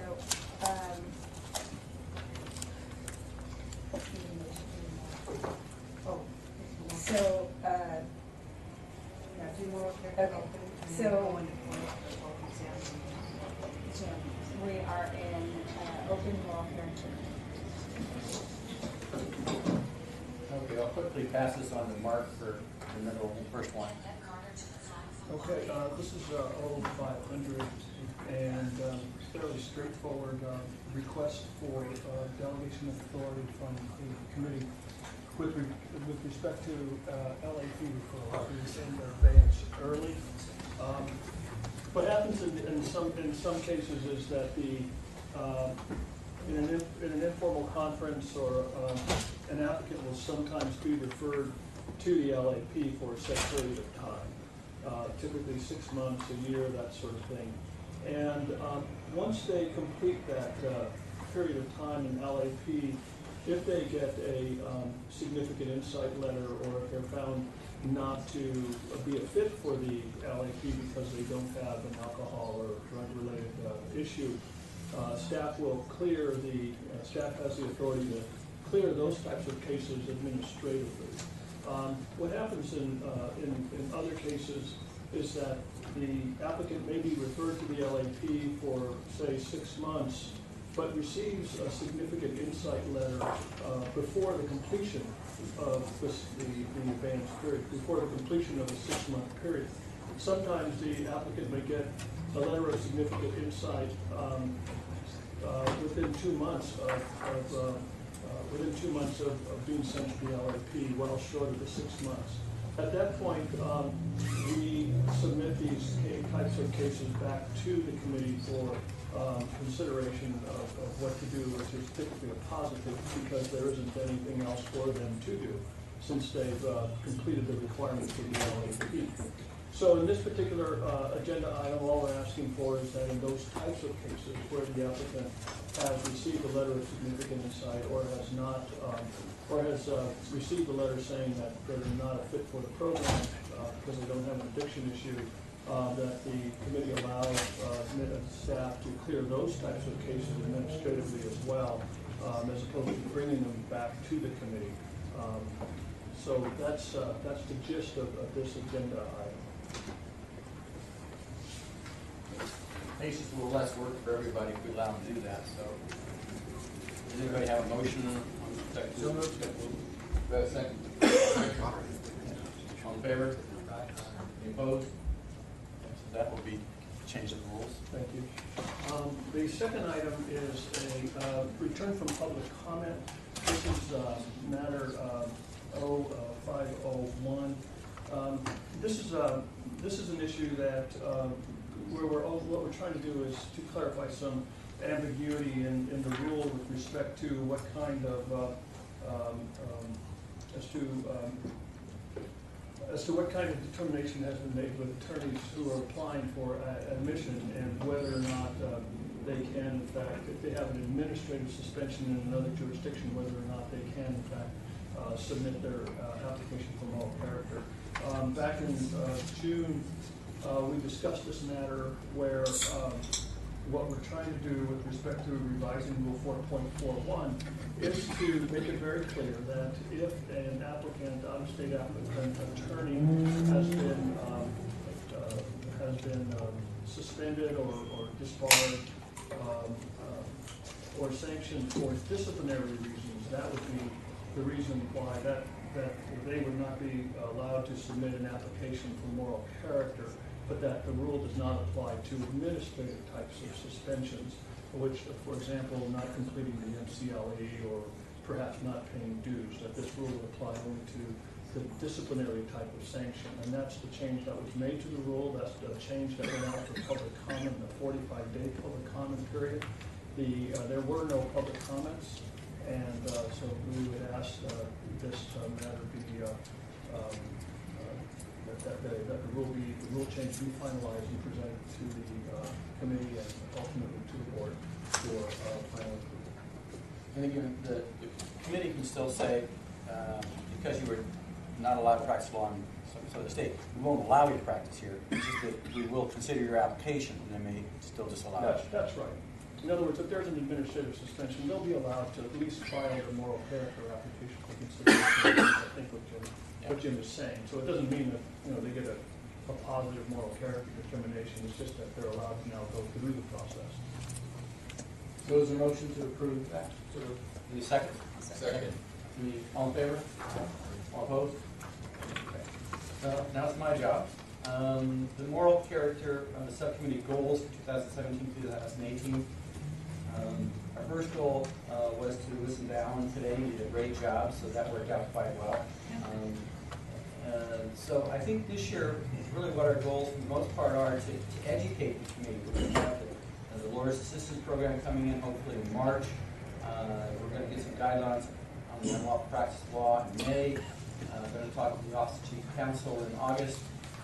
And then something that's new that wasn't on the goals before is we're going to learn a little bit more about ethics school and client trust account school, just so that we know what that means when we make a recommendation that the applicant either do the trust accounting school or the ethics school. And again, to continue our informal conferences. So those are the goals that Mark and I worked on, and if they're acceptable, we'd ask for a motion to approve the goals. So moved. Need a second? Second. All in favor? Aye. Any opposed? Okay. I have a question. Yes. Sorry. Squeeze in there. Before you. On the unauthorized practice of law, if you would take that one part for me, we're going to be getting some education on that, or? Right, we're going to want some more guidelines on what is the unlawful practice of law and where we draw the line of something that is maybe not really practice of law. We've had these comments several times. If someone puts on their LinkedIn page that they're an attorney, I mean, technically that might be the unlawful practice of law, but they're not doing anything other than just saying, I'm an attorney. Whereas if somebody is publishing articles and the articles describe him as an attorney practicing a certain area of law, that would be a more egregious violation of the rules as compared to maybe somebody who's actually practicing law and just doesn't want to bother paying his dues, or her dues. Right. We've had a number of these come up, and it seems to be increasing a bit. And so I would like to not only have the education, but think about what we can do to make it clear, to attorneys, and to also get a better understanding of and a better process on how we then pass on to counsel. Yeah, and I agree with that. I think what we're envisioning is less legal analysis and more practical analysis, particularly as regards the work of the subcommittee and what we typically confront in informal conferences and immoral character applications. Because there's definitely a difference there. I don't expect I'm going to be writing a law review article. I just don't think that would be useful. No. We've got the criminal code that tells us what is an unlawful practice of law, but that's not really very helpful. So maybe we'll have more discussions about that and kind of narrow that down. I think can I just say something? I mean, I'm not on this committee now, but I know that in my experience when I was on it, the biggest problem we had was in-house counsel. Right. And they typically, and that's where I heard, because obviously in the ethics world I live, and I know a lot of the lawyers that are hired by those corporations when one of the applicants has a problem. And there certainly is, I would say charitably, a disconnect between our view of what we think is UPL and what respondents counsel and in-house counsel think is UPL. So I think it would be very helpful to have some practical focus on that, including perhaps even training on how to identify it and how to ferret out those issues, the lines between someone that may have a law license in another state but isn't practicing law, which is entirely possible. Those people that decide for whatever reason to not register, even though it's so simple, and all the various excuses, because that's what stands out in my memory, and in terms of issues I think that are pretty significant. So, and the thing of it is, because of the nature of who we typically see that is potentially in a UPL situation, those are situations where we're apt to see the most litigation going beyond us. So if we give a denial in an informal conference, they're well heeled that they will take it on. So I think it helps everybody here, particularly people that haven't had a lot of experience in asking questions of lawyers, which is, that takes some time because lawyers are good on their feet to know what to look for. So at least that's my thoughts. I think it's pretty helpful. But again, where will we get that from? Do we just go to chief trial counsel and ask them to talk about it, or do you have some suggestions of someone else you might bring in to make a presentation to us? Or? Well, I don't know. I mean, I think it's a discussion. We should ask Steve Moek, who's chief of trial counsel, if they're really what they're doing in that area, if there's somebody over there that they think has that sort of expertise. I mean, I don't know if there's an answer today that we have to have, but I think that's something that, I mean, we should look for somebody that's an expert. That's what we're looking for, and I appreciate it. We Dr. did Moulton. have a presentation on this earlier this year. Trial counsel sent 3 representatives, remember? That was earlier this year. Yeah, so, but not to say that it can't be a more extensive discussion or anything like that, but they're certainly very in tune to the issue, and they may have some further comments that they would like to provide. But I did want to know that they had, in fact, come and discuss this with the committee earlier. Dr. Moulton. I just have a question. Does the validation include advertising as a lawyer or not? Well, I think the unauthorized practice of law, the advertising rules with regard to lawyers is a whole other realm. But but the unauthorized practice of law would be implicated in that, to the extent the attorney is actually holding herself out as entitled to practice. That's when you start moving into that other area. So, but advertising in general and lawyer advertising would not, be sort of the primary focus. It's really a whole other area. It is a misdemeanor to, again, advertise yourself as being entitled to practice law under Penal Code 6126. So advertising the ability or the right to practice law would be a misdemeanor. Right. Oh, it's a business profession? That's all right. I apologize. No. Okay. So, anything else? No, so we'll do it again. We have a motion to approve the goals. I think we did already, but I'll do it again. Second. All in favor? Any opposed? So that ends the open session. Great. Yes, we are going into closed session now. So we ask our guests to step out. You guys can stay. Closed sections of which? As standard. Okay. You want to stay? Bill, Yeah. yeah. No, I can grab you when we get to the more. Okay, Ed Standards has one item on his closed agenda. Hold on.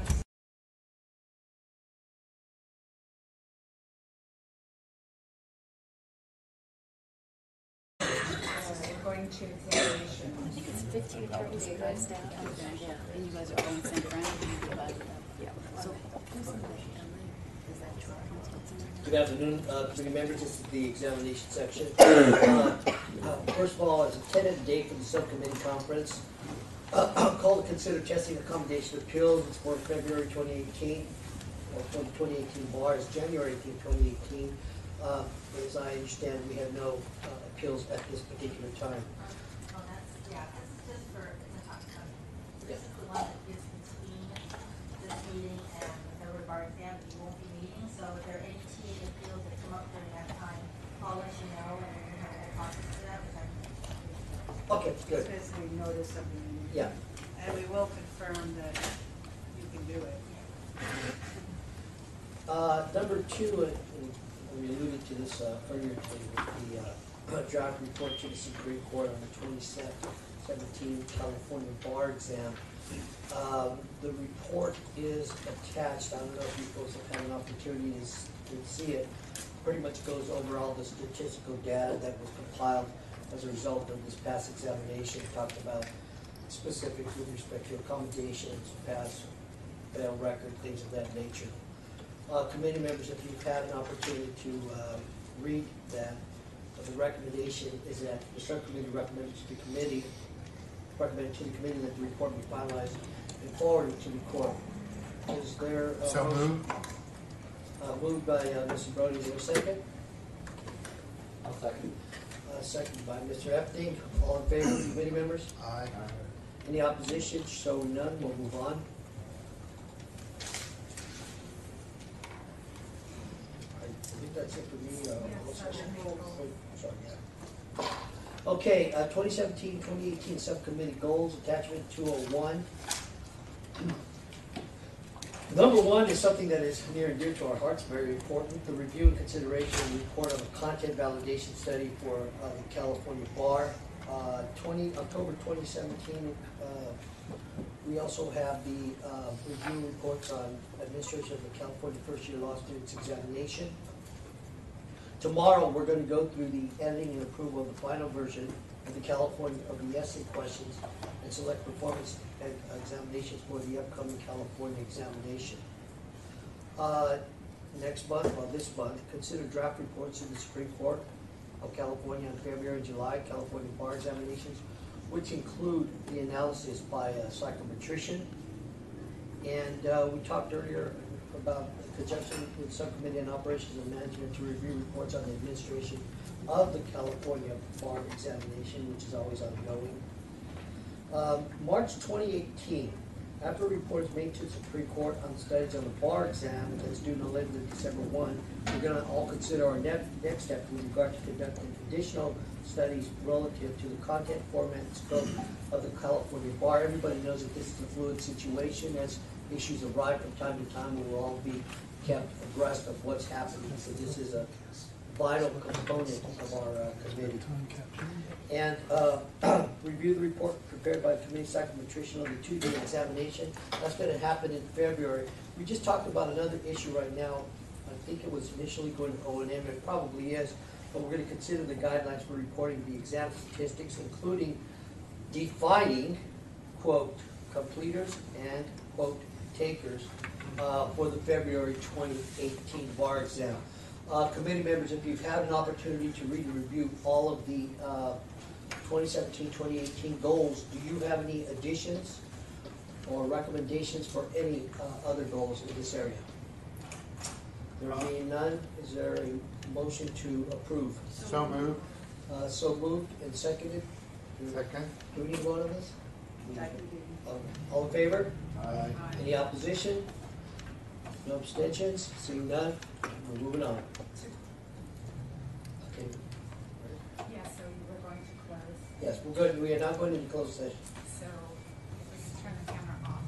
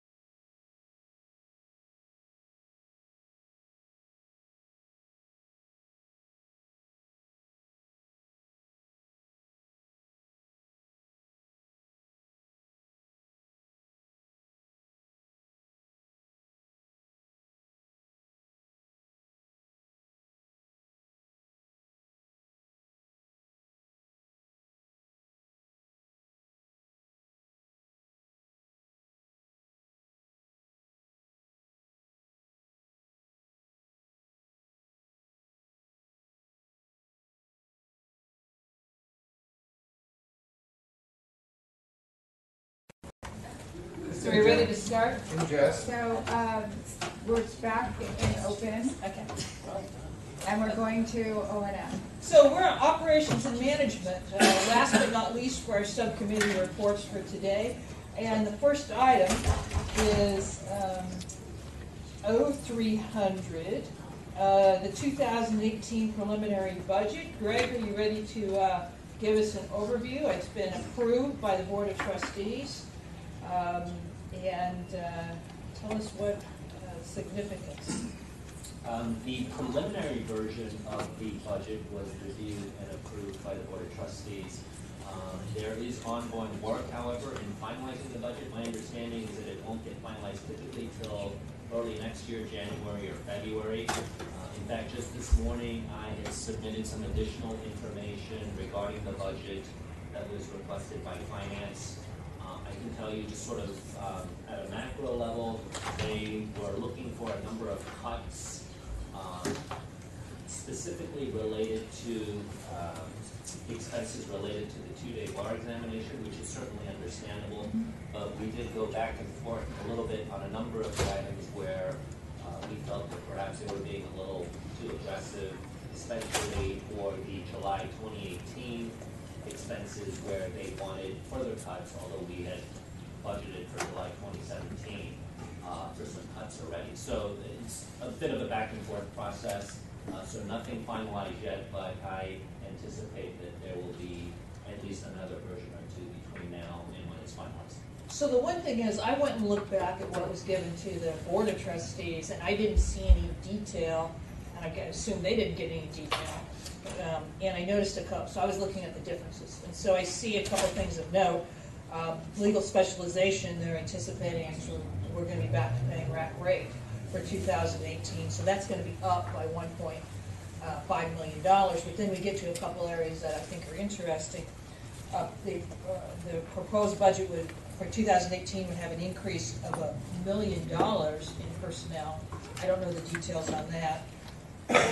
And then the one that probably had me the most interested would be, and this may go to all these various studies, we go from 2016, this is on professional services, 2016, $412,000 for professional services. 2017 is projected to be $665,000, and in 2018 is proposed to be $3.3 million. I went back to try to find out what was given to the board, because to me that's an incredible jump without an explanation. And I'm not, do you have any idea what's in that bucket? I don't, but I'm going to kick it over to you.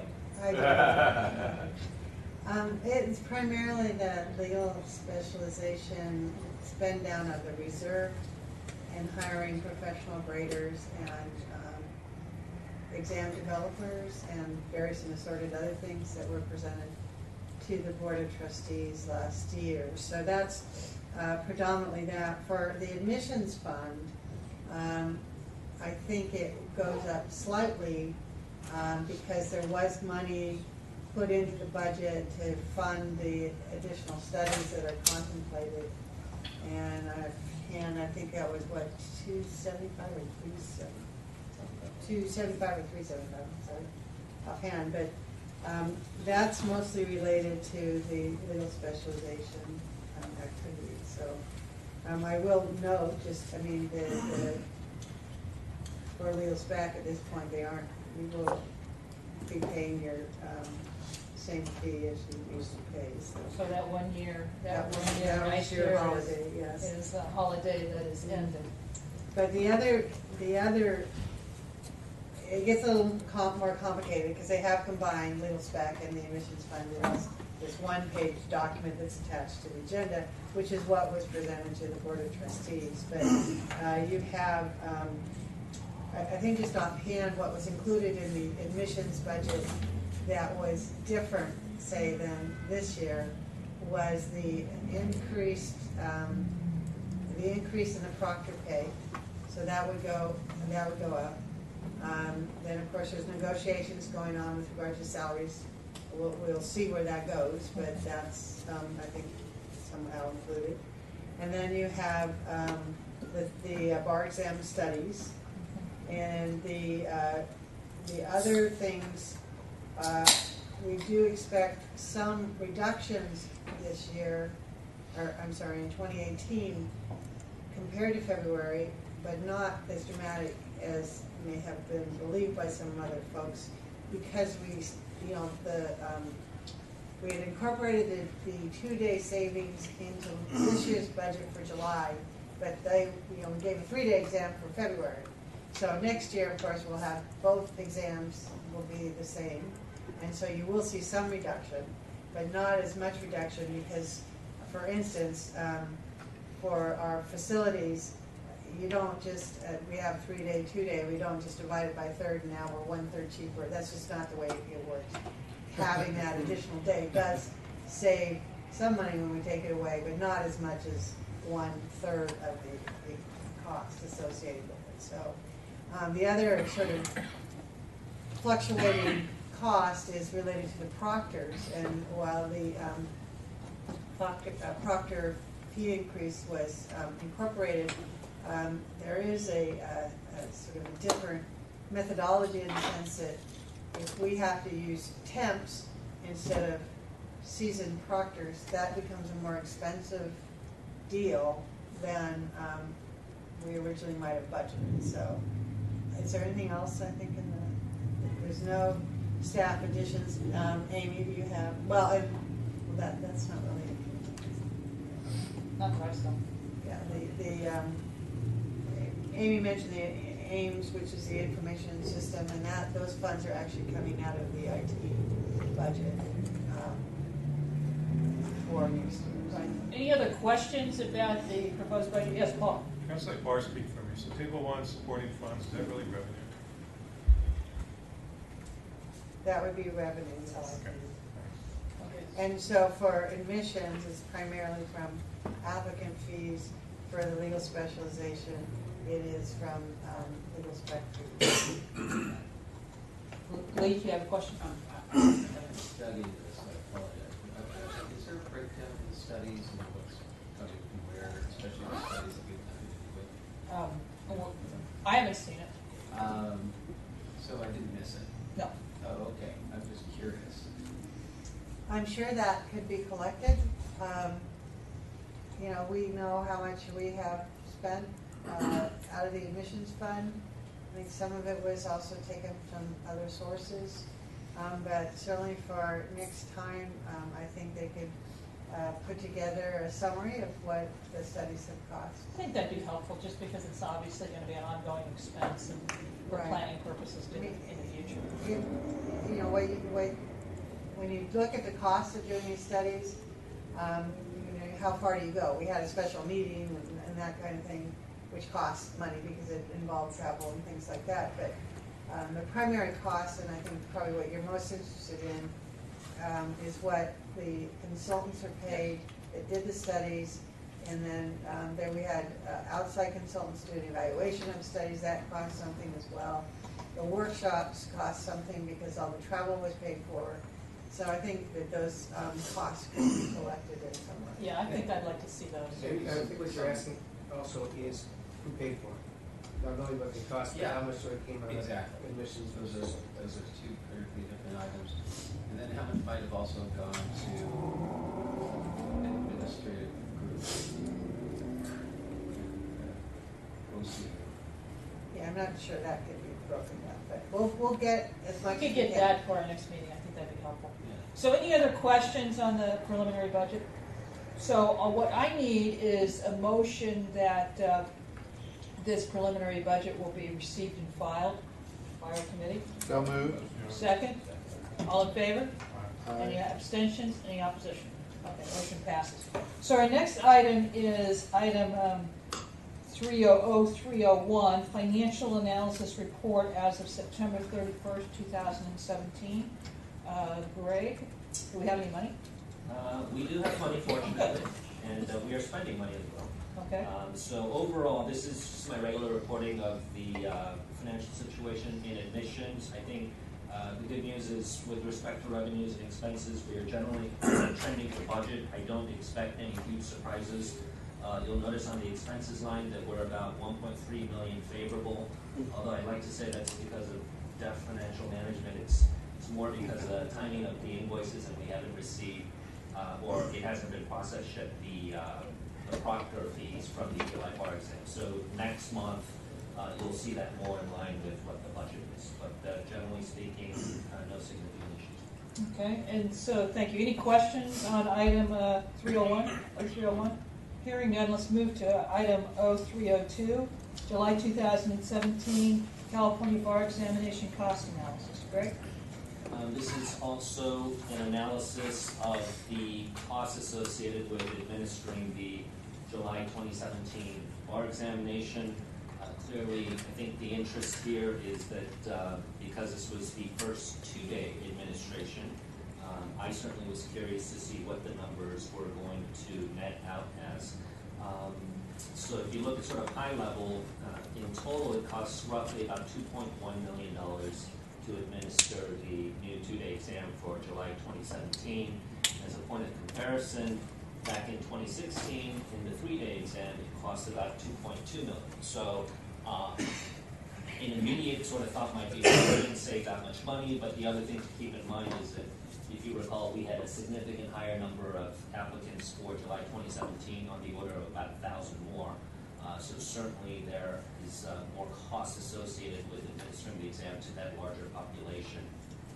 Just digging down a little bit, approximately 90% of the total facility capacity was used, and this is a measure that I like to take a look at because it gives us an indication of how efficient we're being with the facilities that we're contracting. Just to give you an example, if that percent was 50%, that probably will tell you that we are contracting more capacity than we actually need. Clearly, we can never get to 100% because there's always going to be no-shows, but generally, I think 80 to 90% says that we're on the right track.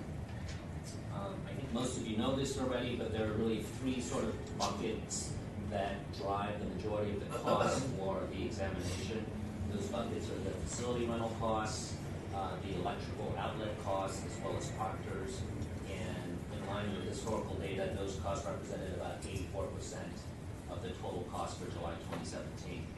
Now, I think number three is probably something that should be of interest to you because these are the costs that what we do is take the total cost and then divide it by the number of applicants, and that effectively gives you what it costs per applicant to administer the examination.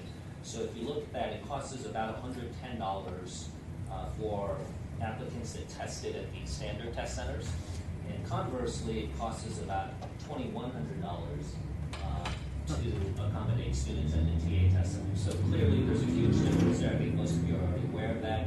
But I think more importantly, if you look at those numbers relative to the same numbers in July 2016, that gives you sort of an indication of what we've saved from going to 3 to 2 days. So back in July 2016, it cost $146 per applicant.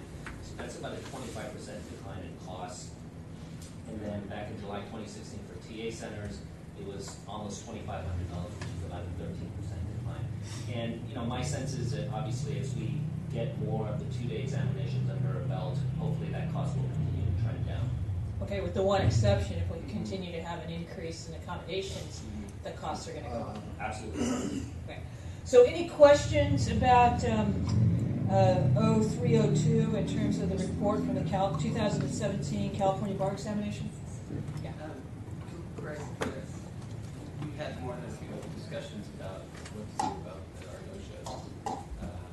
And I was just going to ask if anything new has come up as far as concepts or ideas or something to try and ding those folks a little bit more so they don't. I'm trying to recall the last conversation that we had. I know that we were trying to see if we could claw back some of the money for no-shows. I think ultimately it was decided that you could. Yeah, I know we did, and I just thought, but these are greater minds than mine, and I still that one just kills me. So, all right, I can answer that question. Is there any way on this, on the other hand, is there any way to if they don't show, to say they can't take the bar exam the next time around, they have to skip it? I'm trying to think of some sort of... Well, then we run into problems with that. Well, let me finish. So some sort of penalty that would enable us to, frankly, encourage people to let us know if they're not going to show. You could adopt a rule amendment to that effect, yes. I mean, I'm just thinking about loud about a deterrent factor. You could do that. Well, I will tell you, I seem to recall when we last had this discussion, we reached out to a few other jurisdictions. That's right. And it may have been New York, I can't remember. There's Yeah, some New York. jurisdictions who will say that you cannot apply for the next exam if you're a no-show. You have to make a special petition to the committee, which I don't think is a bad idea, other than we have to look at each of those. Yeah, it's more petitions, right? work for. I don't know the answer. I'm just thinking out loud about deterrent factor. I don't know if it's cost effective. So we weren't able to do anything on the ADA. Remember we had that issue because of a lot of money. Yeah. We try to do something. I just think you would run into some roadblocks, especially with the accommodations for disabled applicants and them having to petition when they were sick or, whatever it might be. Well, if we made the rule across the board, because it's not just that. No, I understand that. You'd make it across the board, but it would impact those with disabilities, and I think then you would have this sort of uneven, because I'm just not sure administratively. I just raised that as a issue. Any other questions on? Larry has. Yeah, Larry. What's the no-show rate? It's typically about 10%. And I'm assuming that. Microphone? Turn on your microphone. Oh. I'm assuming that if it's somebody who's taking a standard test center, it's kind of like a big deal, right? It's the accommodations ones that are the ones that get expensive, right? Yeah, I mean, it's a double whammy, right? Because we already know going in that the TA test centers cost us more money. Right. So here we reserved a room effectively at a hotel and they no-show. What's the no-show rate for those? That's a good question. I don't think I've ever broken it out between TA and non-TA. I can certainly do that. Overall, it's a 10%. Because the thing is, if it turns out that the no-show rate for those is 1%, Right. you kind of don't have a problem. No, I think it's probably the reverse. I think you have, I would say without the statistics to prove it, that you have a higher no-show rate at the test and accommodation test centers. Because, these often are people with disabilities that will come into play, which would prevent them from coming to the test center on the day of the exam.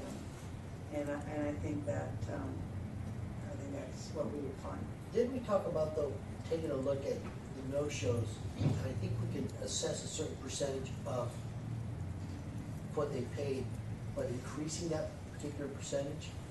They don't pay anymore. They pay the same, and they are paying a penalty because they don't get their money back. I mean, they are, and we for every applicant that shows up, we're spending a lot more money grading the exam and administering the exam. And for the no-shows at both facilities, you're not going to get a smaller site. You're not going to get a shorter hallway at the test. You still got to have that space available, and knowing 5 days in advance that 5 more people aren't going to show up. What it does impact are the number of proctors who would show up the first day, because we anticipate this much number. That's about it, really, that would be saved, if you will, knowing in advance that they weren't going to be there, because Well, it would also depend on what kind of accommodation they're in. Because, certain accommodations are expensive, so. right. But if we only knew 5 days that they wouldn't be there, we've already printed the large print. We've already acquired the computer. Because you can't not do those things. So. Well, I'd still like to look into that other opportunity, because hey, we're in a cycle where everybody's looking for, where we can save. I actually disagree. I think Leah could find a way to get a shorter hallway. But I think we need to, look into all this stuff and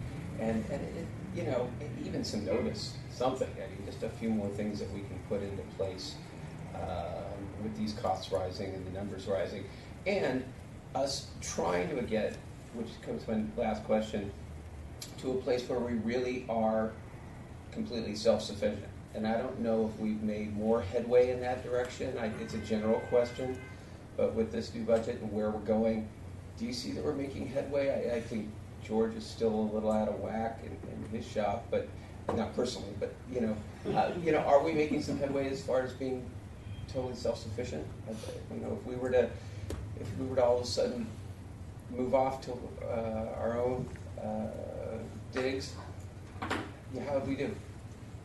I'm sorry, by self-sufficient you mean? Are our fees, are we in the black? Are our fees paying for all the work that we do? I think generally speaking, and I'll defer to Gail too, is that how I look at it is we should try and end on a break even, if not slightly positive. Yes. I mean, just common sense. We don't want to be losing money. And I think we're fairly good at not Yeah, losing we're, money. we're not getting any money from any place but applicants and law schools.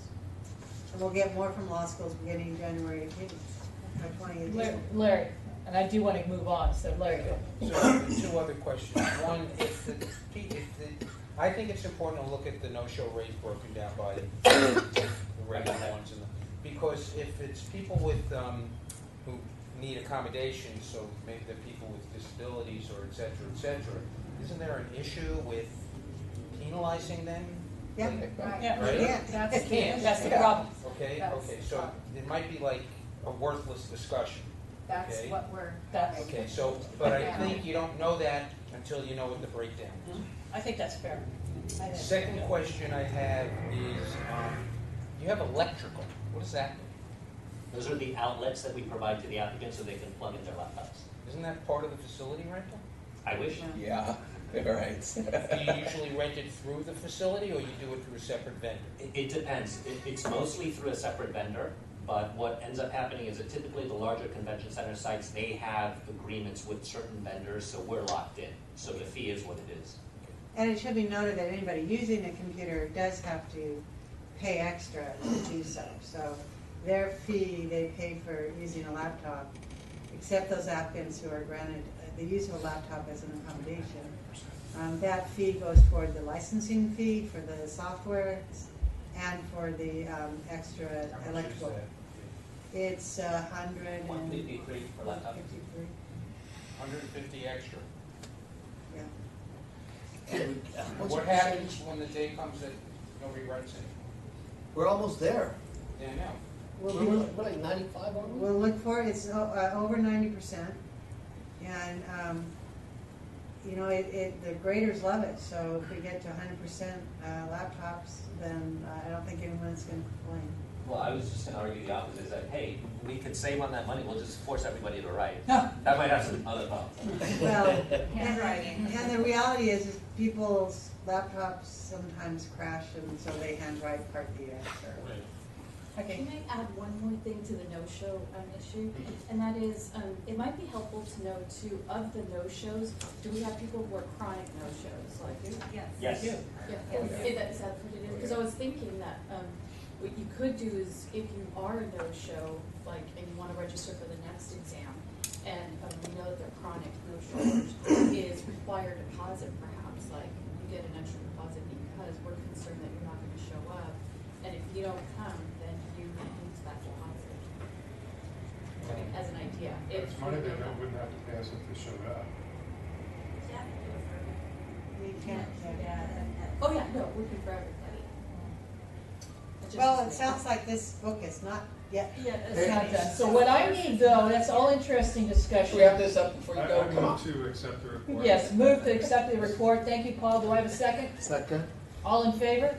Aye. Good. Any abstention? Any opposition? Motion passes. Okay, so now we go to our favorite subject, Gail, everyone else, proposed amendments to the admissions rules in light of Bagley King, attachment 303. I'm sure everyone's read these with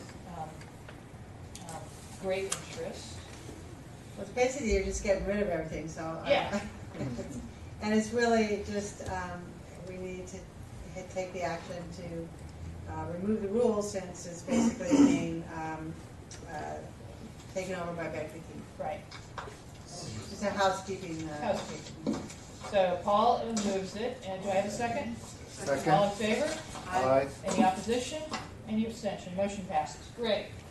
And now we have, Amy is going to give us an oral report on the status of the Admissions Information Management System. Yes. Amy, you have the floor. Okay, so some of you may not know, but we have been actively involved in seeking a vendor for our AIM system. So in August of this year, staff from admissions, IT, Oriya, and procurement conducted reference checks for the 3 remaining vendors that we have that are bidding for this. So we narrowed it down from 5 to 3. We have Servio, ILG, and Salesforce, Slalom. 2 are Salesforce vendors, Slalom and Servio. We're still in the competition stage of the contracting. Since the last CBE meeting, we also received material, best and final offer material to review, because on October 27th, we participated in supplying our votes. The admissions division department got to vote. We were supplied 55 points that we could allocate for each of the vendors on a variety of areas. We voted we took those 55 points and we could allocate them between technical ability, flexibility to perform the work in a timely fashion, within budget, within our standards of efficiency and professionalism, the quality of their proposal, the team demonstration, and also their references. Since then, we have brought this up to a larger group. This is going to be presented to the board in January. But prior to that, because the amount of this contract is over or close to $2.5 million, or potentially could be, we are going to have one more demonstration, a vendor demonstration, and a request has been put into the committee for a volunteer to attend that, and I think Alex Chan will be participating in that, and that's going to happen in December, around the 18th, I think. And so that's where we're at, and then I think around January we will have a decision made on the vendor. Good. Any questions for Amy? I have a question. Dolores. What all is included in the admissions information management system? So it's a case management system similar to what we have now. So admissions information would be there. So anybody registering for whether they're registering as a law student, for an exam, first year or bar exam, registering for legal specs, registering for even testing accommodations, will be all in the centralized system like it is at the moment. But also grading will be most hopefully like online. The system will have the capacity also for us to rely more on computer rather than paper. What I mean by that is, for example, right now, if somebody submits a moral character application, we need a wet signature, so people start their application online, but we need them to mail the application itself because we need their signature for disclosure, so we can contact schools and so on, do background checks. That won't be necessary with this new system because it's going to have the ability to upload documents, whether it's law school declarations. It's going to have a variety of capacities where paper will no longer be necessary the way it is now, like the way we gather information. The other thing it's going to have is this law school portal, where we're hoping that law schools could log in, and that would be our communication tool, whether it's to provide them grades or to collect information from law schools. And the vendors that we have in mind right now, one of them is ILG. I'm not sure if any of you are I'm not sure. Still. Oh yeah, I'm sorry. Yeah, so it's going to have a lot of different functionalities. Good. Any other questions? Please. Is there, excuse me, rather than one representative, I think there might be a need for a little bit more, and especially someone who's maybe been around a little bit more. I don't know if maybe, and for something at this level that's going to be so far-reaching into every aspect we do, I might suggest them giving a presentation to this group at one of our meetings. I'd like a better understanding of how management system is going to interact with pretty much every one of these departments, whether it's moral character or accommodations or anything else. So I think it's going to have a very big impact. I assume it's all mostly going to be positive, but I'd like to have some sense of the direction it's going. Okay. Any other questions, comments, concerns? Excellent, Amy. We look forward to hearing on subsequent meetings, and we'll be quizzing Alex as well. So let's move to 304, and that's our subcommittee goals, Operation and Management Subcommittee. Whole bunch of them. We've got 14 of them listed in our a lot to do this year. And I don't think I have to read them out loud, do I? Can I get a motion to approve these subcommittee goals for this year? So moved. Second? Second. All in favor? Aye. Any abstention? Any opposition? Okay, subcommittee goals have passed. And we're now ready to go into our fabulous closed session, relatively short, as we wrap up our subcommittee meeting. We need to turn off the camera. Yes, we do.